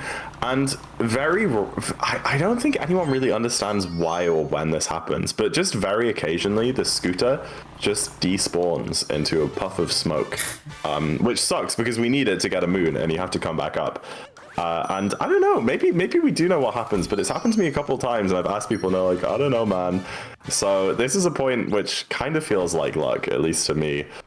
Is, well, you get this moon, just hoping that the scooter is still there when you go back for it. Yeah, I didn't even know that was something that could happen, so... Maybe, oh, really? Maybe I've got that one to look I think it's happened to. 1 or 2 times, yeah.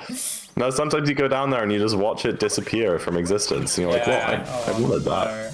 No. Yeah. Well, I'm glad it didn't happen there.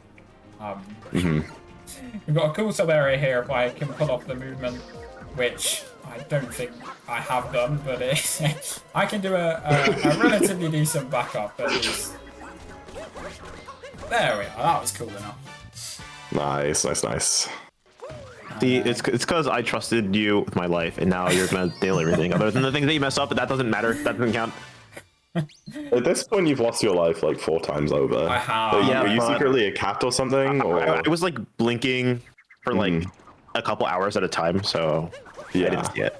Oh, so it didn't, no, that's fair enough. It didn't count. Yeah. That's good. I need to just keep timing my mistakes for when you're not watching. Yeah. I'm just gonna blink like really, really fast so I don't make out anything. Yeah, And it's all gonna look like a blur. I'd love to see that. That was another bird cycle there. That was a very short bird cycle. It's only like 10 seconds long or something, but it's very, very tight. If you make like the tiniest slip up of movement, then the bird will just kind of fly away and you can't grab it. And then the backup for it is like kind of even tighter. You have to reload the kingdom by going in a sub area and like bounce off a taxi. So yeah, that moon is, it doesn't look that crazy, but it is actually one of the harder ones in post game and one of the ones that like runners mess up a lot. Oh yeah. It's a fairly fast backup there, isn't it? You just have to go into one of the sub areas nearby and I think bounce off a taxi to get back up to it. So yeah, but again, luckily I didn't have to do it this time. Now we're getting another hat and seek moon, and then just after this one we're getting a hint hop, which I was actually going to talk about earlier, but I didn't get around to it. As you can see in between here, I'm getting a moon that is a different colour to the rest of the moons in Metro Kingdom, and that's obviously because of the hint hop that I grabbed in Seaside Kingdom. Just one second, I want to get this trick. There we are.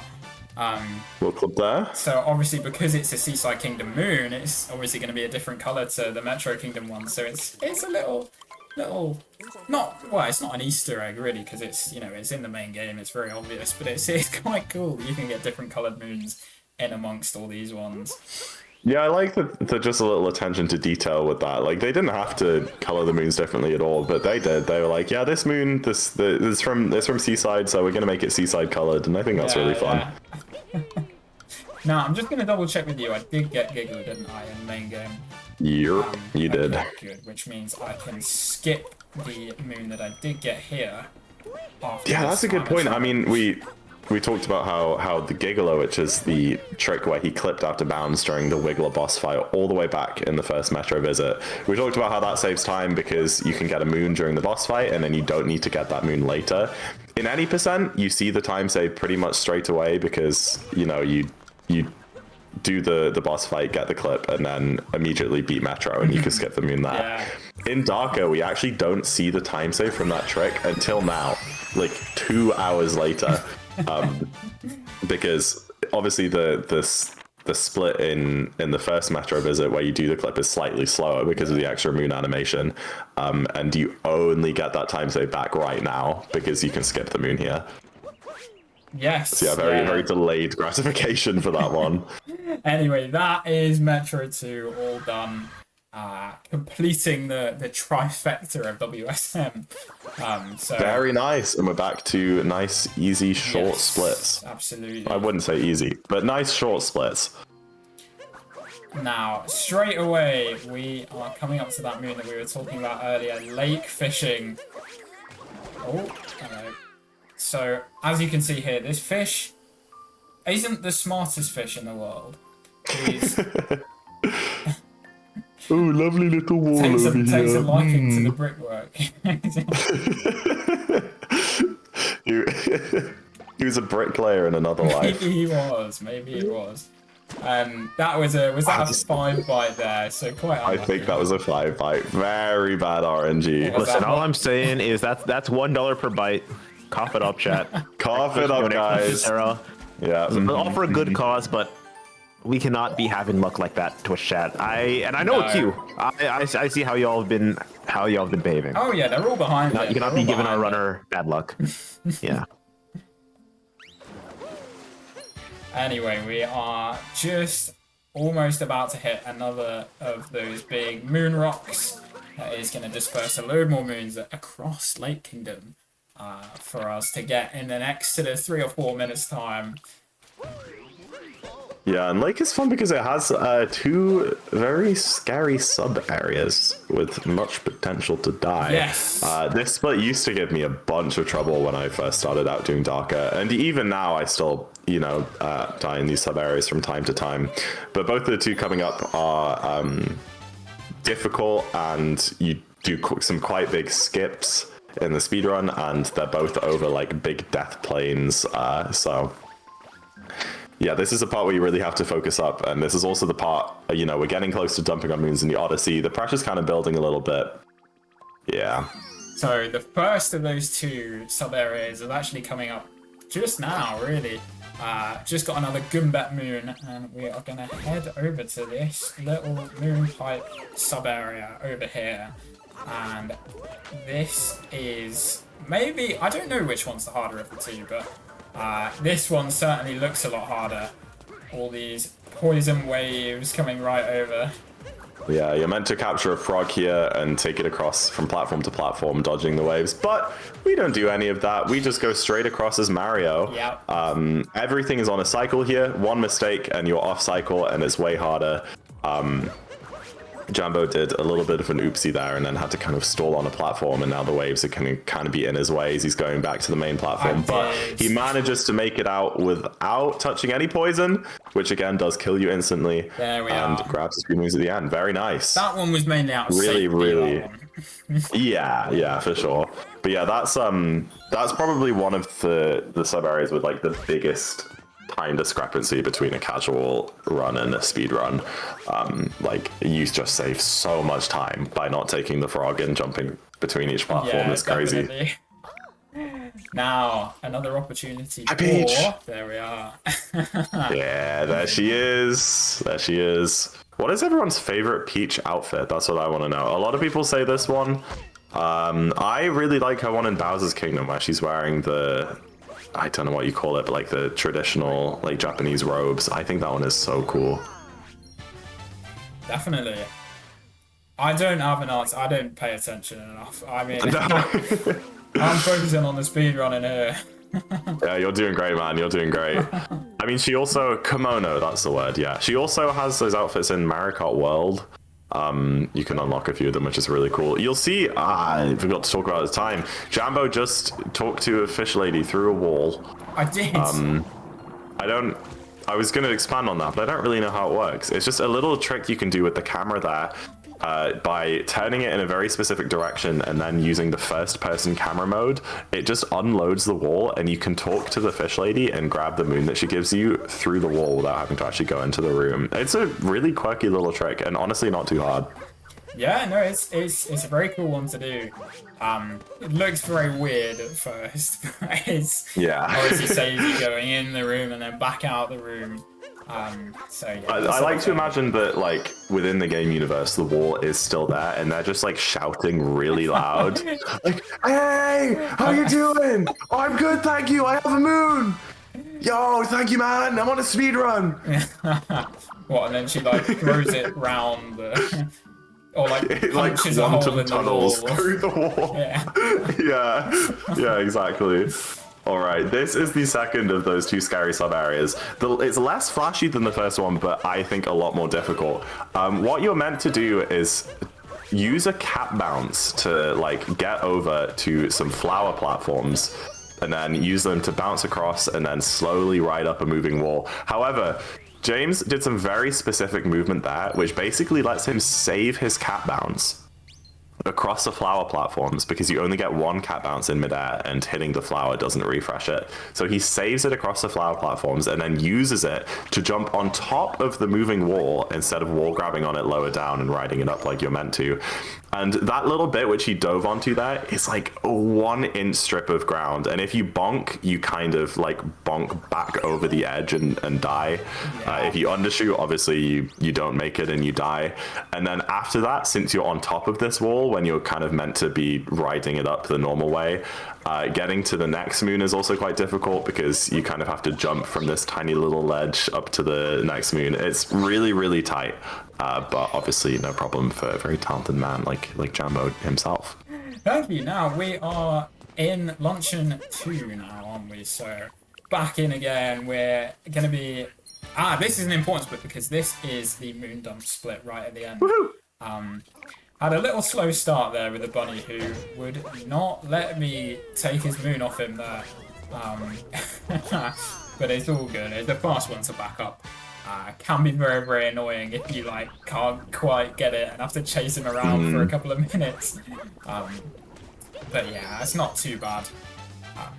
But yeah, head into another moon rock now. And then after that, we're going to be doing a lot of people's favourite sub area, actually, which is the Forks room. And it is a very, very fast one. I think probably a lot of the reason it's a lot of people's favourites is because it's so fast. Yeah, the Forks room is really, really fun in the speedrun for sure. Just going to capture but yeah, so this... Yeah, this is, like we said, for some reason we split up Luncheon into 2 post-game visits, so we are going to be coming back here, so if you're wondering why we're kind of leaving some big clusters of moons, we'll probably be getting them later on. It's just kind of the way the route works out. Again, I'm not really sure why it's done like that. But yeah, very big payoff at the end of this kingdom with the moon dump, which is a lot of fun. Definitely. Now, just like that, the Forks room is over. And we are going to be Damn, I blinked and it was already done. No. That was so fast. Now we're going to be capturing this boat boot here. And if I can get this jump up here, which is a relatively tricky one. No, we'll give it another go. I think I got to a point with this jump where I was actually using the... You know what, I'm going to do that now. Using the little mound here. It's maybe one that I should have practiced that jump. But here we are. It genuinely impresses me that you struggle so much with that, because the jump itself isn't like hard. It's just if you don't kind of know the mechanics behind it, then I think that's what's happened. Really I think difficult. I have just forgotten the mechanic. Because yeah, jumping up that wall with the Poda, that's something that's taught to like beginner level runners. Yes, but you can't just make that jump just by jumping up the wall. The reason it works is by jumping off of an upward slope. You get extra height. It's kind of like an exploit. So yeah, that's the thing to keep in mind with that one, is make sure that you jump as you're traveling up the slope instead of at the very peak of it, which is kind of what your instincts say you should do instead. Now, having a bit of a nightmare with the turnips here, but that is going to be made all better because we have another Peach visit. No way. Hi, here. Peach. Hello. Hi, Peach. Yeah, the turnips are hard. That's the turnips are a big part of the spewetless luncheon route that very top runners use in any percent. We talked about it earlier, and that's one of the hardest parts of that route, is that you have to juggle this turnip from halfway across the map and get it in the pot. And like if you lose your speed, then you can't make like the jumps, and there are pan bros throwing pans at you, and the pans will break the turnip, and it's all a mess. It's a lot to deal with. It is a lot to deal with. And just like that one mistake, which I made earlier, spiraled into... because it makes you lose your momentum, and then you have to take another route, and yucky. But that's all over and done with, and I get to gamble my sorrows away in the slots room to get this moon here. So we are but funnily enough, like we said before, there isn't much luck in this game, and the slots are actually not luck based at all, which, you know, they say the house always wins. In this case, I'm not really sure they do. Just one spin throw and you can grab all of the moons in one go. Very easy to take advantage of. I don't know if they'd survive in Vegas. He's just having a great time. Now, it's actually not very known, but you paying rent every month actually goes to these slots, so they let you win every time. It's okay. Yes. Now, here we are. Another cutscene, big long cutscene. The magic number at the end of this big, long, satisfying moon dump is 398. Oh, it's so good. It feels so good. We need 398 moons. If we have that, we haven't missed any. This is like so satisfying. It's incredible. It is so much fun. There we are. Boom! Easily done. So that means that we have just over 100 moons left to get in the rest of the run. During these cutscenes, Jammer's going to make sure he's mashing B, because if he mashes A too much, it's going to straight away send him to the dark side of the moon. And this category is darker side. We don't want to go to the dark side. That's very slow. And I've gone there far too many times. So yeah, just like cancelling the text there. And now we're done with the painting chain. The rest of the kings we're going to don't have paintings. So we're just going to be taking the Odyssey between each kingdom. Again, really short splits, only 3 or 4 minutes long each. Get a few moons, take the Odyssey to the next kingdom, and eventually we're going to wind up in Mushroom Kingdom to grab our Toadette achievements, and that should be our 500 moons. But we're almost there. This is kind of the home stretch, the last little victorious sweep of moons that we need. Yes, I think now there's 1, 2, 3, 4, 5 splits left before Darker Side. So yeah, really are in the home stretch here. but that doesn't mean that the intensity is getting any lower. You know, it's still as quickly as the last splits have been, moon to moon. And actually, a split as hard as this makes it even more intense at the end. I have killed a fair few runs to lost 2 over my time speedrunning. Wow, that was... Yeah. You'll see that in a sec. I'm excited. I know that we might be in the home stretch of this run, but if you keep donating, we can get Sarah in the home stretch of. Is this something, chat? Is this something? Should I like lab this and come back? Anyways, donate exclamation Sarah if you want to find out more information about that. I'm doing my best. Oh yeah, no, sorry, that was awful timing. That's sounded like I was laughing at the donation. I wasn't, of course. Just a mistake that made that was really quite something to behold. Yeah, that could have definitely gone a lot worse. Anyway, Ali Toad. Visiting him in his little cave. I don't know what has gone on in his life for him to end up in this position, but he's here. He seems happy enough. He does seem happy enough. Little smiley guy. So yeah, anyway, we're gonna do another Shards Moon here. This is a very precarious one. I'm gonna have to do a little bit of a backup there. But there is the first 4, and we're going to intersperse this by collecting another Hintar Moon. This is a really nice looking one because it's the orange snow moon with the background of the orange tree, so that's quite a nice one to look at. Oh, that is satisfying. Yeah, I like it. Mm. And there we are. That's the 5th shard and the Shards Moon right here. We're going to go up this propeller to get a couple more moons after that. Starting with this Notes Moon, which we activate. Grab this moon in between, and then we're going to finish up by collecting the rest of the notes here. There we are! Yeah, I like little bits like that in this game where you kind of do like 2 moons at once. You know, like activate the notes, get half of them, grab this moon, get the other moon, and then this sequence of moons coming up is also another good example of that. What you're meant to do here is kind of go over to the stone staircase, knock it down, and then come back over, hit the trapezial into the block, and then go back over again.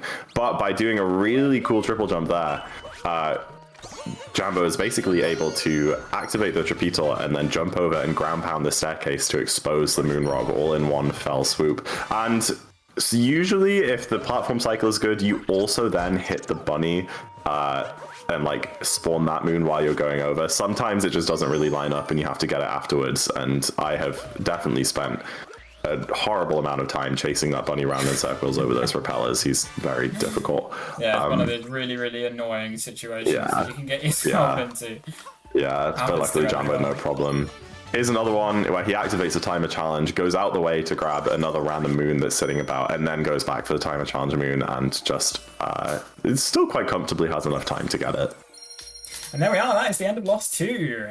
Very fast one, but very fast. Nice, yeah. And we are going to head to Cap Kingdom now. All the way over here. Now, it's one that obviously doesn't get much airtime. Usually when people are doing any percent, because it's a 2-minute split right at the beginning, and then you never see it again until, of course, you reset over and over and see it on stream. But, you know the way. You don't usually see it, but here we're going to have 6 minutes of Cap Kingdom, getting loads and loads of moons here. And it starts off with quite a tricky jump to begin with. I'm going to triple jump off the railing here. Go on. This is called Moonrock Jump.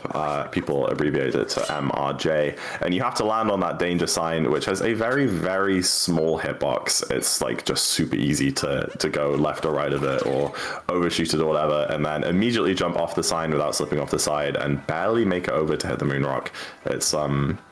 It's a surprisingly difficult jump. It might not look it. I don't really know how easy or hard that jump looks for a non-speedrunner, but I have died a fair few times to it, for sure. It's a tricky one. It looks like a trick jump to me. Yeah, it kind of is, yeah. Yeah. It's not like a huge distance, but the harder part is just landing on that tiny, thin little sign. And here he's grabbing a Goomba and using another sign to kind of lift up the Goomba, because basically how high the Goomba goes depends on the height of the last platform that you stood on.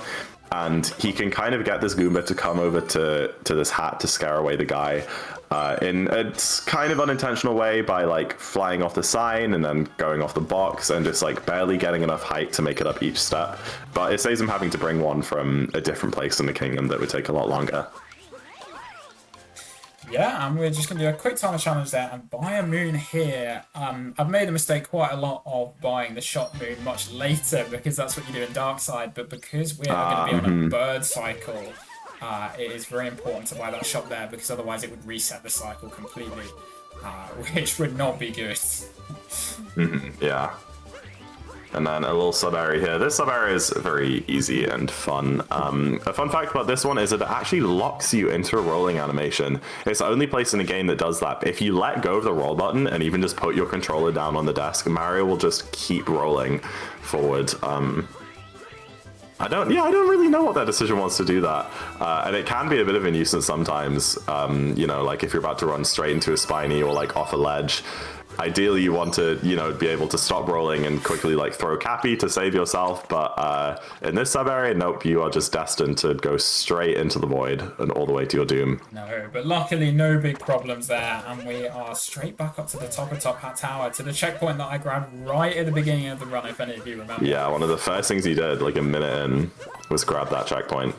And we're going to come right up to the top here to say hello to Toad once again. He's a very busy man. I don't know how he gets into all the places that he gets into, but fair play to I know, him. like he's ahead of, like, you're speed running. You're like taking like warp paintings, travel through the kingdoms, and he still beats you there. Yeah, how does he do it? The most athletic species in the world. He really is. I'd love to see him running. That guy can't even jump. Okay, he's cheating. Okay, He's we need to check the replays. Yeah. We need to get Gabe in on this. Okay. And Jambo's tanking an intentional death there to warp straight back up to the top here.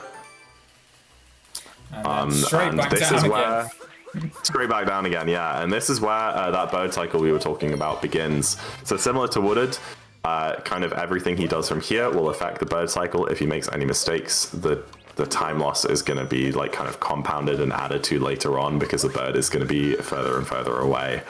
Unlike Wooded, you can't like miss the bird cycle. If you make a lot of mistakes, you can still get the bird moon, it just takes a bit longer, whereas in Wooded you just can't get it at all because he's too far away. But you know, you still really want to be careful of making mistakes here and just doing things in a safe manner.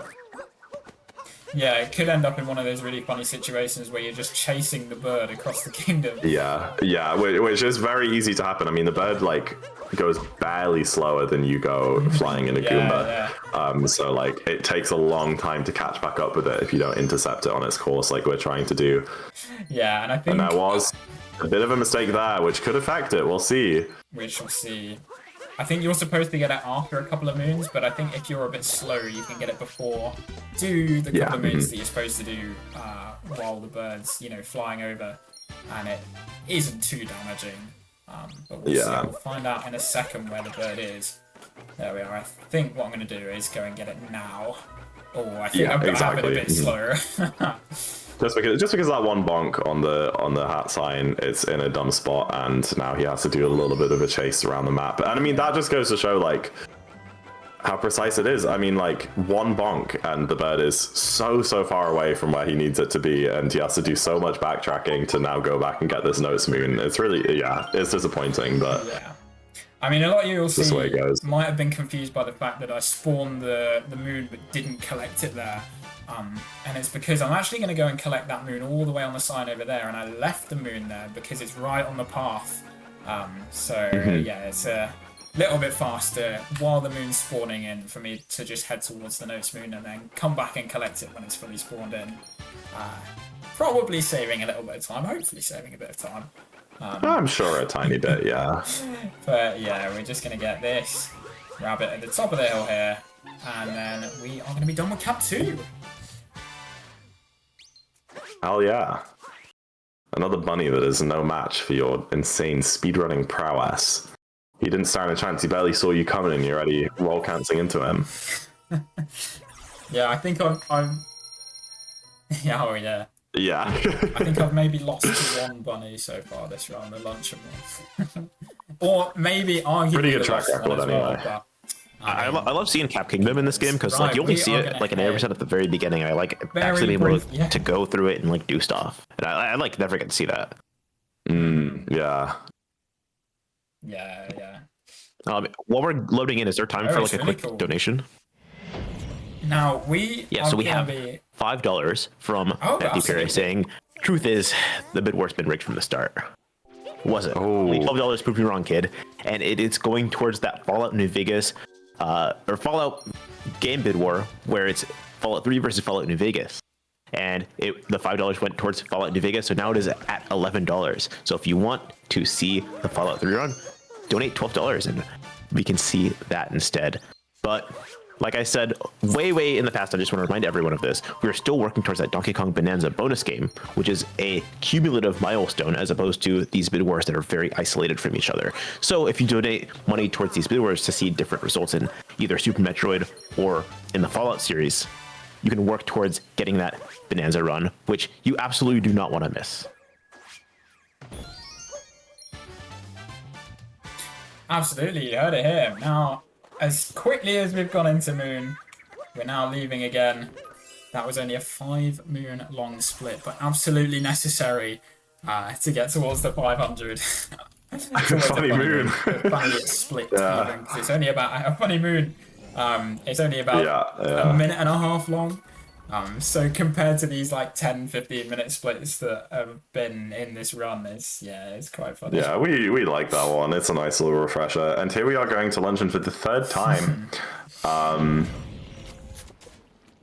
Just wrapping up a few moons that we missed. We're gonna get a couple of like the any percent ones that we ran past, and then at the end of this kingdom, we're gonna take the painting to get back to Mushroom, where we're gonna be doing our very final moons of the run. Definitely. Now, that is a trick that you do in any percent. I just messed it up a little bit there. It's very precise. If you lose even a little bit of height on the way there, then yeah, there's... Oh, careful. Oh dear. Rolls straight into the lava there. Yeah, this is a very tricky sub area, so much so to the point where I'm gonna actually do this strat. There is a faster strat that you can do there, but I think being on 1 health to start the room, I didn't want to go for that. Yeah, that is very bad. But this one's fine. Only loses a couple of seconds. Honestly, I wouldn't have been able to tell it lost any time. Yeah. It looked crazy fast. That's true. Yeah. Anyway, that is that sub area over and done with. We're going to leave back through the pipe and then head down here to grab a couple more moons, including capturing this fibre here. And then using them to light up both of those candles there to spawn this moon. Also, I just have a quick question. How is the pace looking? I'm just like curious as someone who likes watching this run. I'm just curious to know what this pace is like, because it's been like, it feels like it's been good, but I know that there's been a couple like blunders, right? Like how are you looking? I'll be totally honest with you, Limey. I have not been looking at the timer, so I have absolutely no idea. I think it's like a 310 or 311. Okay. 310 or 3? That's really good, though. Yeah, especially because you said you've just been derusting, right? Yeah. Yes, yeah. I'm kind of just going on vibes there, but yeah, there's really not too long left. Mushroom is like 7 minutes long or something, and then Darker is like 4. So Yeah, I didn't realize we're like that close to the end. Yeah, if you want to get your donations read by me, or at least during this run, yeah, now is your time to donate. Definitely, yeah. I mean, a lot of the rest of the run is actually just the Toadette achievement moons, so it's, yeah, really coming up to the end now. And of course, Darker Side, the big 5 minute long. Yeah, but that's a really fun one to watch, at least. The Toadette achievements are so boring.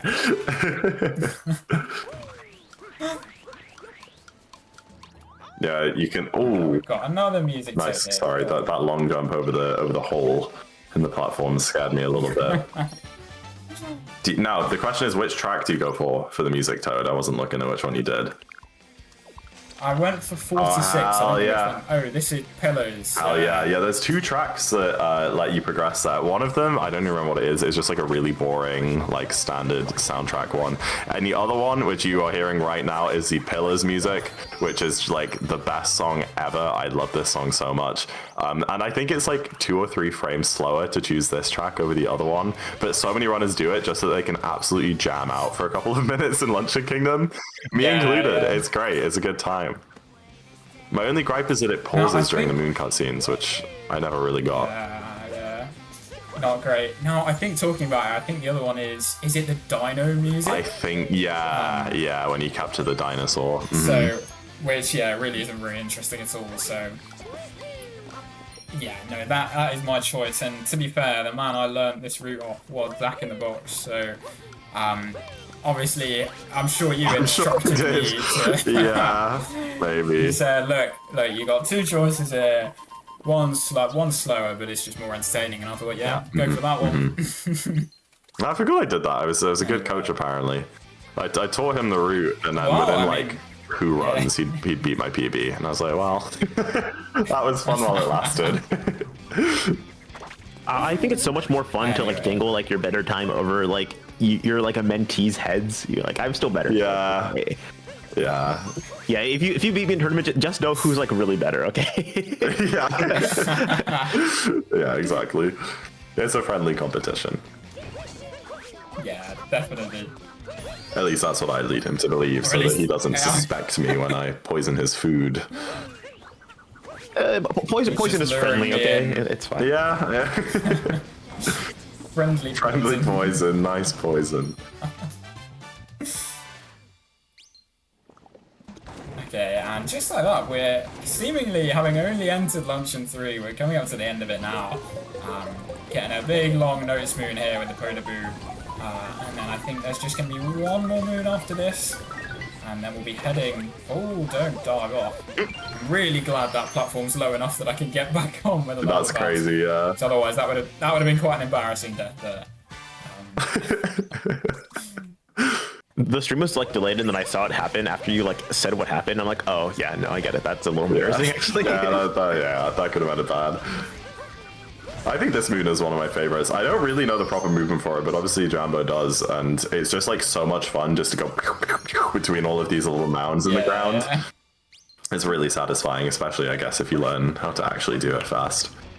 This moon gets 5 ground pounds. Yeah, I mean, yeah. To be fair, a lot of the movement that I do at the moment, it's just kind of been me sitting a section for ages going, oh, what movement can I do here? And then trying out those. Yeah, that's a good way of doing it. Mm-hmm. When realistically, I should have just looked at someone else. Yeah, someone else has gone through that already. But we're in Mushroom now. We are really, really approaching the end. So we have, if I remember correctly, 438 moons inside the Odyssey right now, which means that we need 62 until we have the 500 to leave Darker. And we're going to be getting all of those right here in Mushroom Kingdom. And again, you may be like, 62 moons? There's not even that many in Mushroom. How are you going to get 62 moons here? But we talked about it a few times, the Toadette achievements are what's going to be carrying it. So before we go inside the castle and talk to Toadette and grab all of our achievement moons, there are a few out in the world that we're going to get here. Notable ones are the tourist there. We've seen him in every single kingdom, and we're kind of approaching the end of that quest. I think there's only 1 or 2 more visits in different kingdoms after that. But yeah, we chase a tourist through all the kingdoms, and we get rewarded with a star and mushroom. We're going to buy one. We're going to say hi to Captain Toad again, who we've seen in almost every kingdom, and then we're going to grab all of the seeds that we planted 2 hours ago when we first got here. There's a lot of wrapping up loose ends. It's a nice little kind of penultimate split, I think. It is, definitely. And as Zach mentioned here, we've got the 2 seeds here that have, of course, already grown. That I can grab in very, very quick succession here, which is very satisfying. And then after that, we're going to be getting a couple of moons sort of around this side of the castle, including one fairly tricky one with a Goomba. This jump here with the Goomba to get over to Toadette, which you're about to see, is pretty difficult. The Goombas, kind of like the Uproots and the Podoboos, have a little exploit where if you jump off of a slope, an upward slope or a downward slope, you get like weird speed. And instead of filling up the moat, instead of draining the moat and stacking a bunch of Goombas to talk to this Goombet, what we're going to be doing instead is getting the Goomba, setting it up in such a way that we can jump forwards and then jump off of a downwards facing slope, which will give us a big speed boost to make it all the way over to the Goomba. It's kind of weird and janky and very easy to mess up. So we'll see how it goes. And if you mess it up, the Goomba like dies in the water and you have to go back and get a new one. But there we are. I don't know if everyone has seen that. We made it. I made it over with the Goomba. Just about. Yeah. And there we are. Because that one's a fairly slow one to back up because you have to go all the way back down and capture another Goomba. Yeah, and I mean, it looks pretty straightforward, but it's just one of those things which is just way harder than it seems on the surface. Yeah. And now, it's Toadette time. Woohoo! So, like I said, over this run, we've been working our way through the Toadette achievements. There are 60 of them, and we hopefully have achieved 31 of those achievements, and we get a moon for every single one. And that's, like I said, we needed 62 to leave. We currently have 31. That's going to be the last 31 moons that we need in the whole run. However, unlike Mario Sunshine's blue coin stars, or shine sprites, I should say, where if you get a bunch of blue coins and go and trade them in at once, they just give you a bunch of shine sprites at once. For some reason, the devs were like, no, we're gonna do this one at a time. You're gonna have to sit here and watch every single moon cutscene, plus an explanation from Toadette being like, "Whoa, good job, you got a moon," and like telling you what the name of the moon is, even though you're about to see it in the moon cutscene. It's classifiably the worst. And it takes like 3 minutes or something. So we're going to be sitting here for a while collecting moons. Is there like a cool boss fight after this or something? Or like... Oh, there's a really, really cool boss fight after this. Don't you worry. Anyway, it would be a perfect time. If there's anything from you, like I feel like that's the first time you asked. I've talked a lot, but I feel like that's the first time you formally asked if there's anything I should read. No, you know what? I think we've done very, very well so far into but this is the main place I was talking about earlier about where it's just downtime for minutes, and it's so if you do have anything now is the time, but don't worry. Since there's downtime, I think people in chat should be down to donate to Sarah Doodleplex, because I don't think this entire run I've given like an explanation of like who she is as a person. I know I've like talked about it somewhat, but she has been super involved in a lot of these speedrunning events, like volunteering, doing like socials and modding and stuff, and she's like graded herself pretty heavily, especially someone who's like in charge of some events. Like I'm very aware of who Doodleplex is, and now that she's on some hard times, it's now the time for the community to shine, where she gives so much, she sacrifices so much. We can sacrifice like 1 weekend of our time. We can sacrifice some spare change, some coffee in the morning to help her get back on her feet. And I think that is very admirable from the speedrunning community, especially because we were talking earlier about how a lot of speedrunning is community efforts. This is very much one of those, as much as like routing a task, right, where we can do our best to help other people feel supported in the community. And I think for that reason alone, it is absolutely worth donating. Do exclamation Sarah in the chat if you want to know more, and there's also a donation link in that message as well. Oh yeah, definitely. Brilliant. Very good cause, obviously, as you mentioned. Now we've only got how many more moons? I think 7 more moons. It's 62 is the number we're looking for, like Zach said. So this moon that we're about to collect is going to be number 57.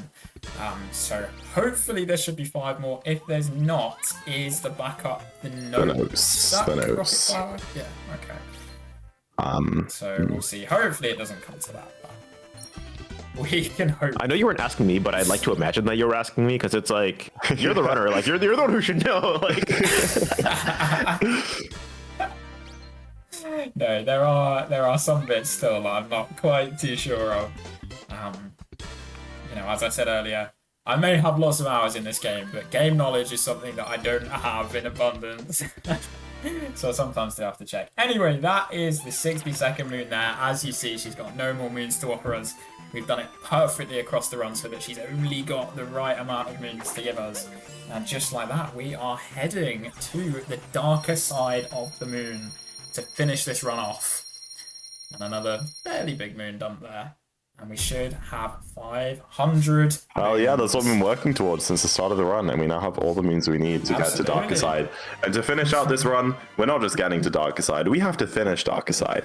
And Darker Side, if you don't know, is this really big, long gauntlet. It's kind of like the Champion's Road from 3D World, but in this game. It takes you through all the mechanics you've learned in the game. And if you die at all, anywhere, you get sent all the way back to the beginning. For casuals, it's very difficult. That kingdom took me like 3.5 hours to do the first time I tried it.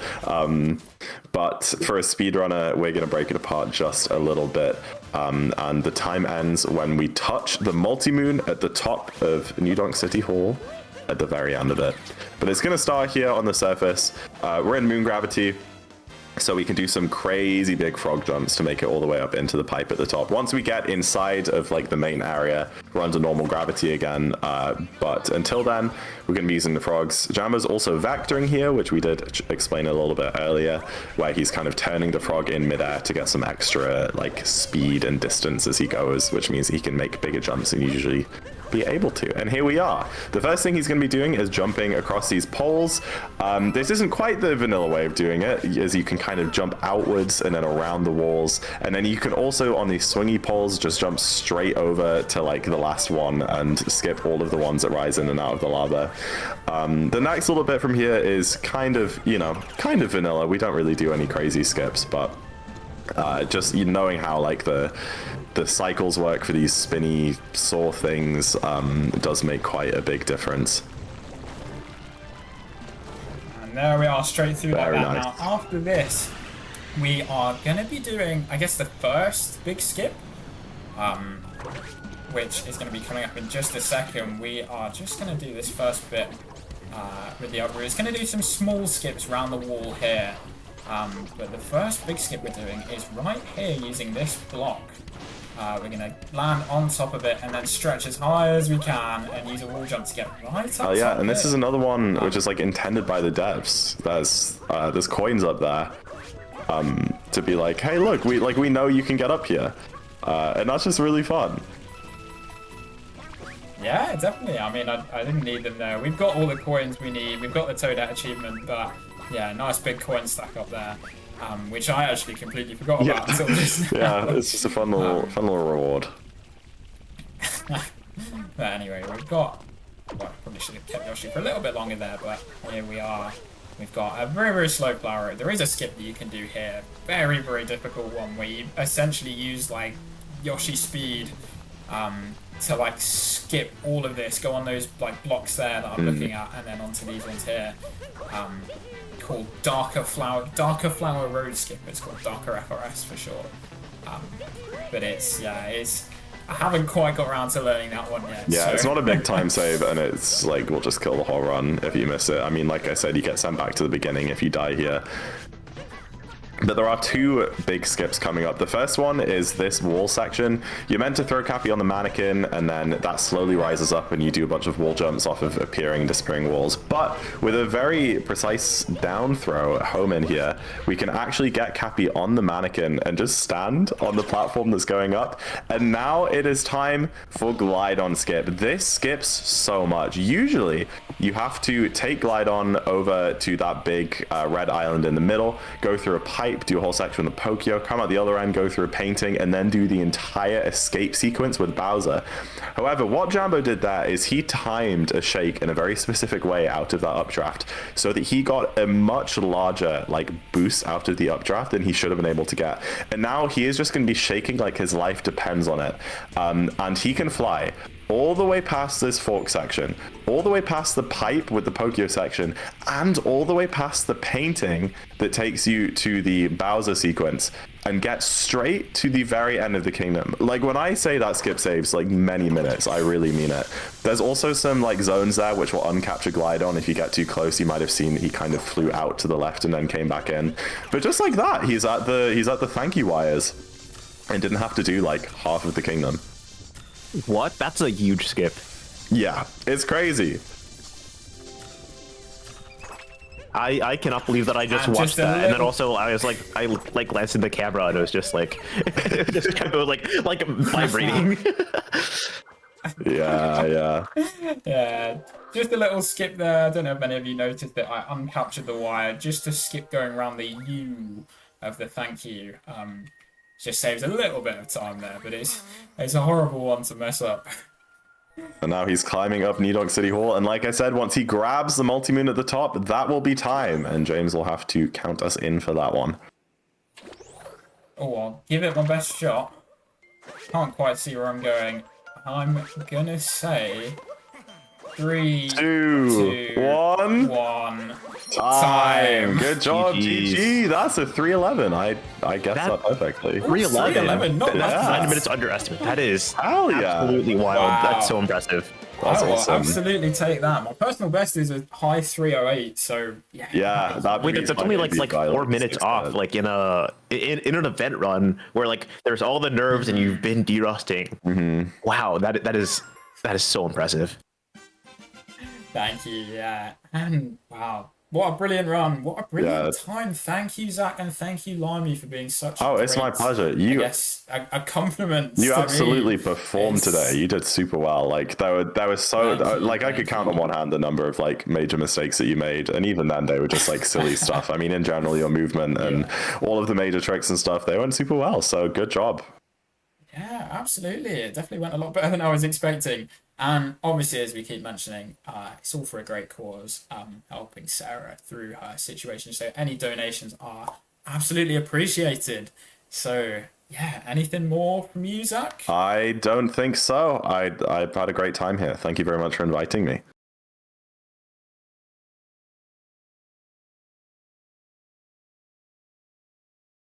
Yeah, I mean, I'm just very happy with the progress we made on these incentives this run. And I know you just threw it to me, but I want everyone to know where they can find you guys, because that was absolutely incredible. If no one knows who you are, they should absolutely be following you. So where can everyone find y'all?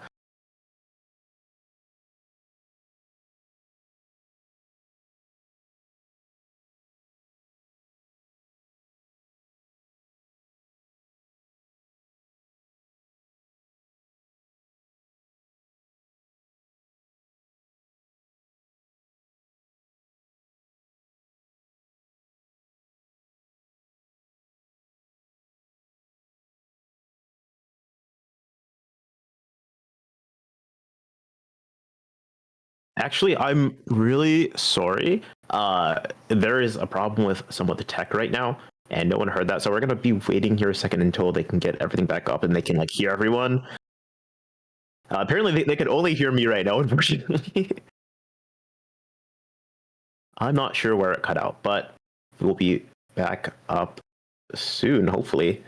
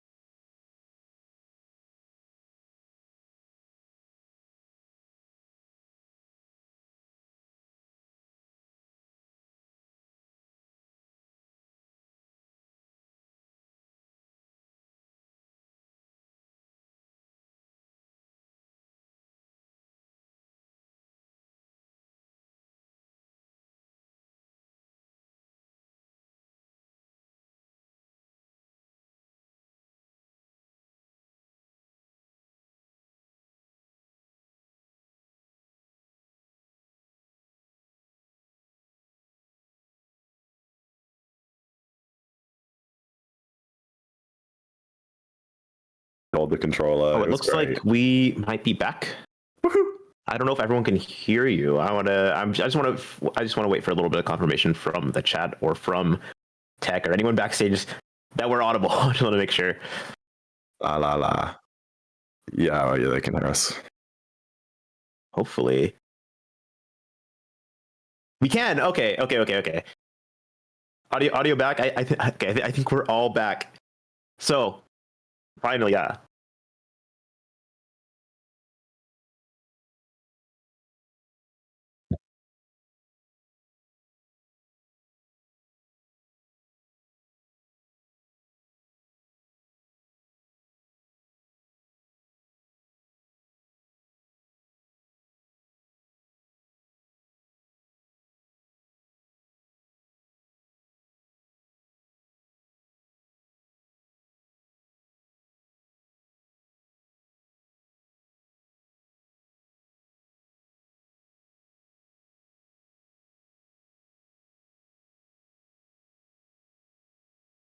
Yeah, I mean, I also stream twitch.tv/jackandbox with 2x's, but I guess the main shout out is, despite what the performance tonight may have led you to believe, Darker is not Jambo's main category. And what he's probably most known for is the 2-player any percent that he does with me. And we have if you enjoyed this commentated marathon run, we have an absolutely incredible run. If you go to the Games Done Quick YouTube channel and just search for Mario Odyssey, will come up. We did a run at SGDQ this year, a 2-player any percent run. We got a really, really good time, and it was just so much fun. The proudest moment of our lives, really. So go check that out if you want to see more Odyssey content.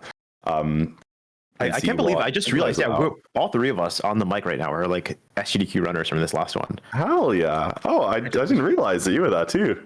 Yeah. I did Monkey Ball. It was the third one from the end, right on stage, and it was awful. Oh, man. But yeah, you know the vibe. But yeah, chat, follow them up.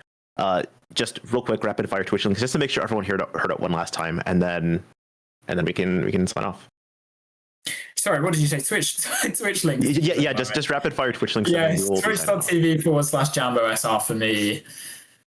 Twitch.tv/Zack in a Box with 2 X's. Zack in a Box. Yeah. You got me. Yeah, and thank you both for being here. That was a fantastic run. That was a fantastic showcase. No worries. Thank you for hosting live. Yeah, absolutely. We'll be back with more runs soon. See you then. See you guys. Thank you for watching. See you later.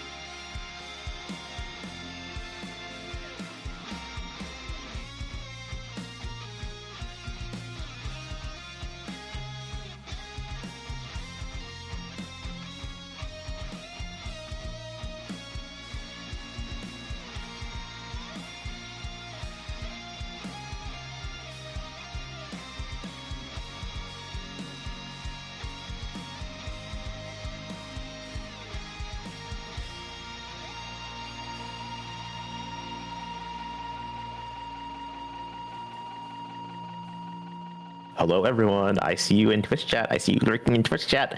I know that was a really long run, and I know that some of y'all are getting up to go and stretch. And I think that is good. And if you're not doing that, I think you should do that right now. And I'm low-key, I'm about to be doing that too. I've been cramped up in my chair for the last 3 hours, 11 minutes, which is a crazy good time, by the way. I'm about to get up, and I want to be active right now. I have to get up. But speaking of getting up, being active, being here. I have a T-Tree, the next host with me. If you'd like to introduce yourself. Yeah, absolutely. I mean, it's time for you to get up, superstar. I mean, is that anything? I mean, we just finished the run, but does that count?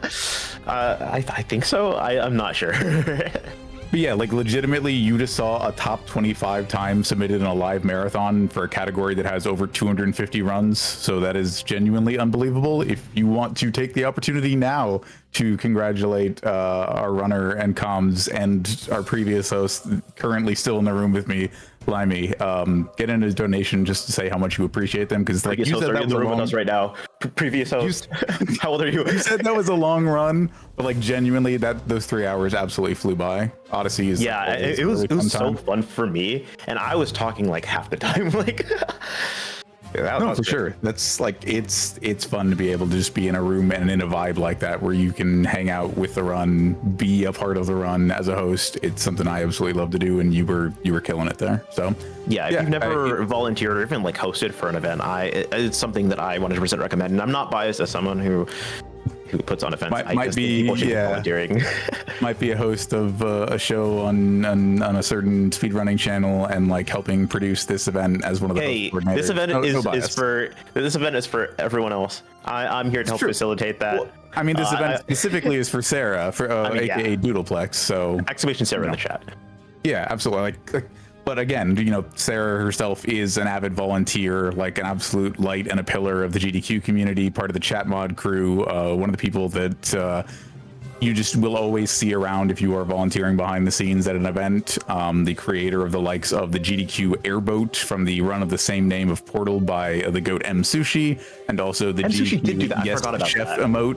So like, if you love any of that stuff, then you probably love Doodleplex like we love Doodleplex. So anything that you can give will help Doodleplex out and will also get us closer to our next goal of $1,750 that'll unlock us that bonus run of Donkey Kong Bonanza coming up right after the Super Metroid run. So I know that during the last run it was like pretty long, so it felt like you had a lot of time, but there's one run left between right now, in this moment.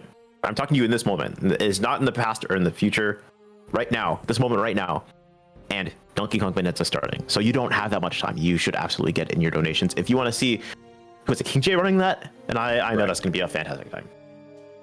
Yeah, talk about a primo hangout spot. Hang out with King J with Donkey Kong Bonanza or any of the Switch 2 runs that he does is like an amazing time. So we definitely want to get there.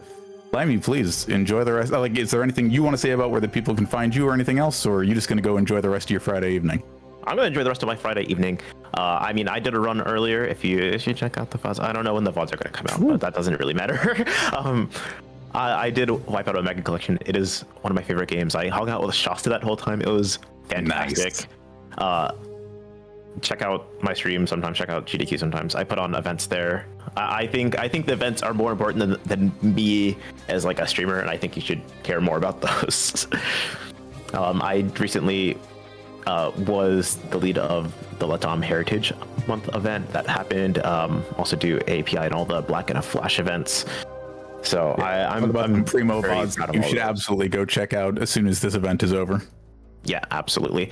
But I'm leaving you, Twitch chat. I'm looking at you right now. I'm leaving you in the wonderfully gracious hands and palms of T-Tree right now, who is so capable, so funny, just like so all of the positive adjectives in the English dictionary.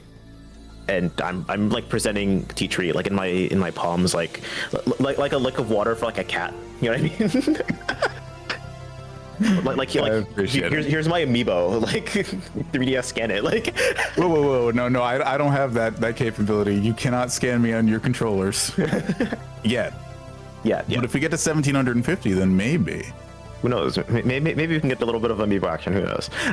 True. But yeah. In any case, friend, take it easy. Thanks for all your hosting and everything you've done for the event so far. I know it is not over yet, but please go enjoy some well-earned rest.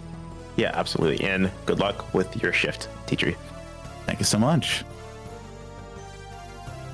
But yeah, in case it hasn't been said enough recently, we are here to help Sarah, aka Doodleplex. That's why the name of this marathon is Saving Sarah. Sarah is housing insecure currently due to her home being made an unsafe environment by her mother in particular. She's also recently discovered that her former partner was contributing to that difficult financial situation, and so in her IRL life does not have the support that she has here in this stream and with friends. So that's where we come in. So if you can give anything to help Sarah secure better housing and get along in life until that point, we would be eternally grateful. We are putting on, this is day 2 of 4 of the best runs that we can bring you. There are a lot of amazing people making this happen.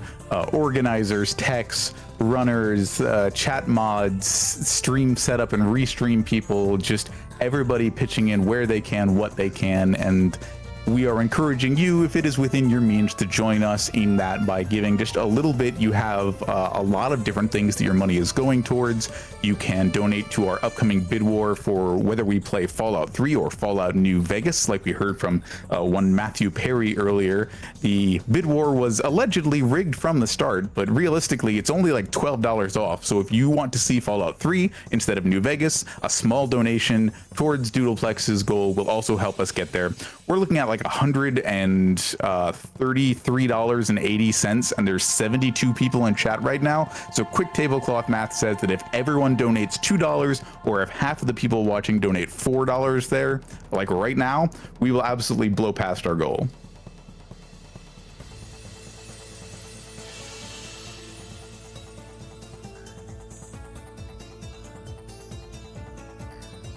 And as chat is already alluding to, yeah, we are absolutely pumped to bring some Super Metroid to this marathon. In fact, for the rest of the evening, we have a total of, how many runs are left? Let me check our schedule real quick.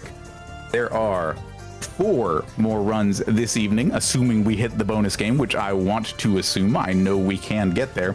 I want you to tell me which of the 4 remaining games on our schedule you are most excited for right now. But I don't want you to say the name of the game, and I want you to use a maximum of 2 words. That's your assignment, chat. That'll get your brains working. You can do it in donations, or you can do it in chat if you're not able to donate right now. But which one of these 4 runs coming up are you most excited for? Tell me without using any of the words in the name of the game, and you're limited to 2 words maximum. Go.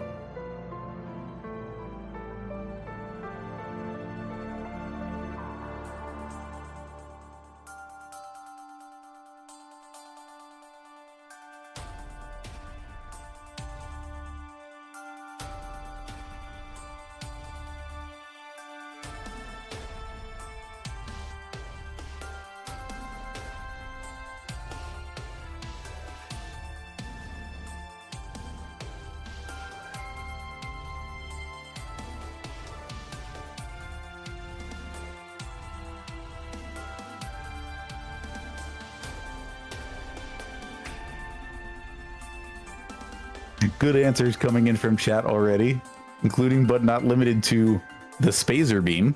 Well, just the Spazer Beam. I'm putting the in, that's implied, so that doesn't count. And an answer from one of our runners, and I won't say which one, but the answer given in chat is just, I'm biased. Yeah, I'm also biased towards wanting to see that run of one of our bonus games, so you can guess which run that might be. We are still looking at about $134 more to get us there, and we have the length of this Super Metroid Any Percent from Ryan Ford to get us there. So you don't have that much time. I usually say you have less time than you think you do, but there's not much time. That run is 48 minutes, and Ryan can probably come in underestimate, all things considered.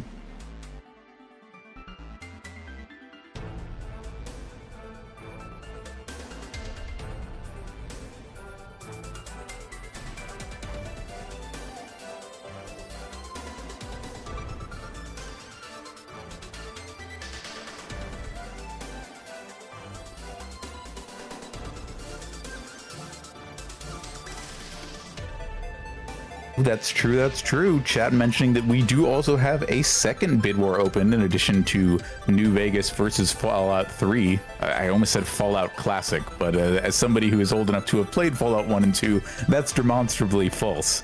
but we have the Fallout New Vegas versus 3, the early Bethesda Fallout bid war, or Bethesda versus Obsidian, rather. And then we have a Save the Frames or Save the Animals bid war. That's the classic Super Metroid one, and your donations, currently just a handful of dollars, will make it so that we can save the animals instead of the frames if you want Metroid Fusion to be the canon entry into the series.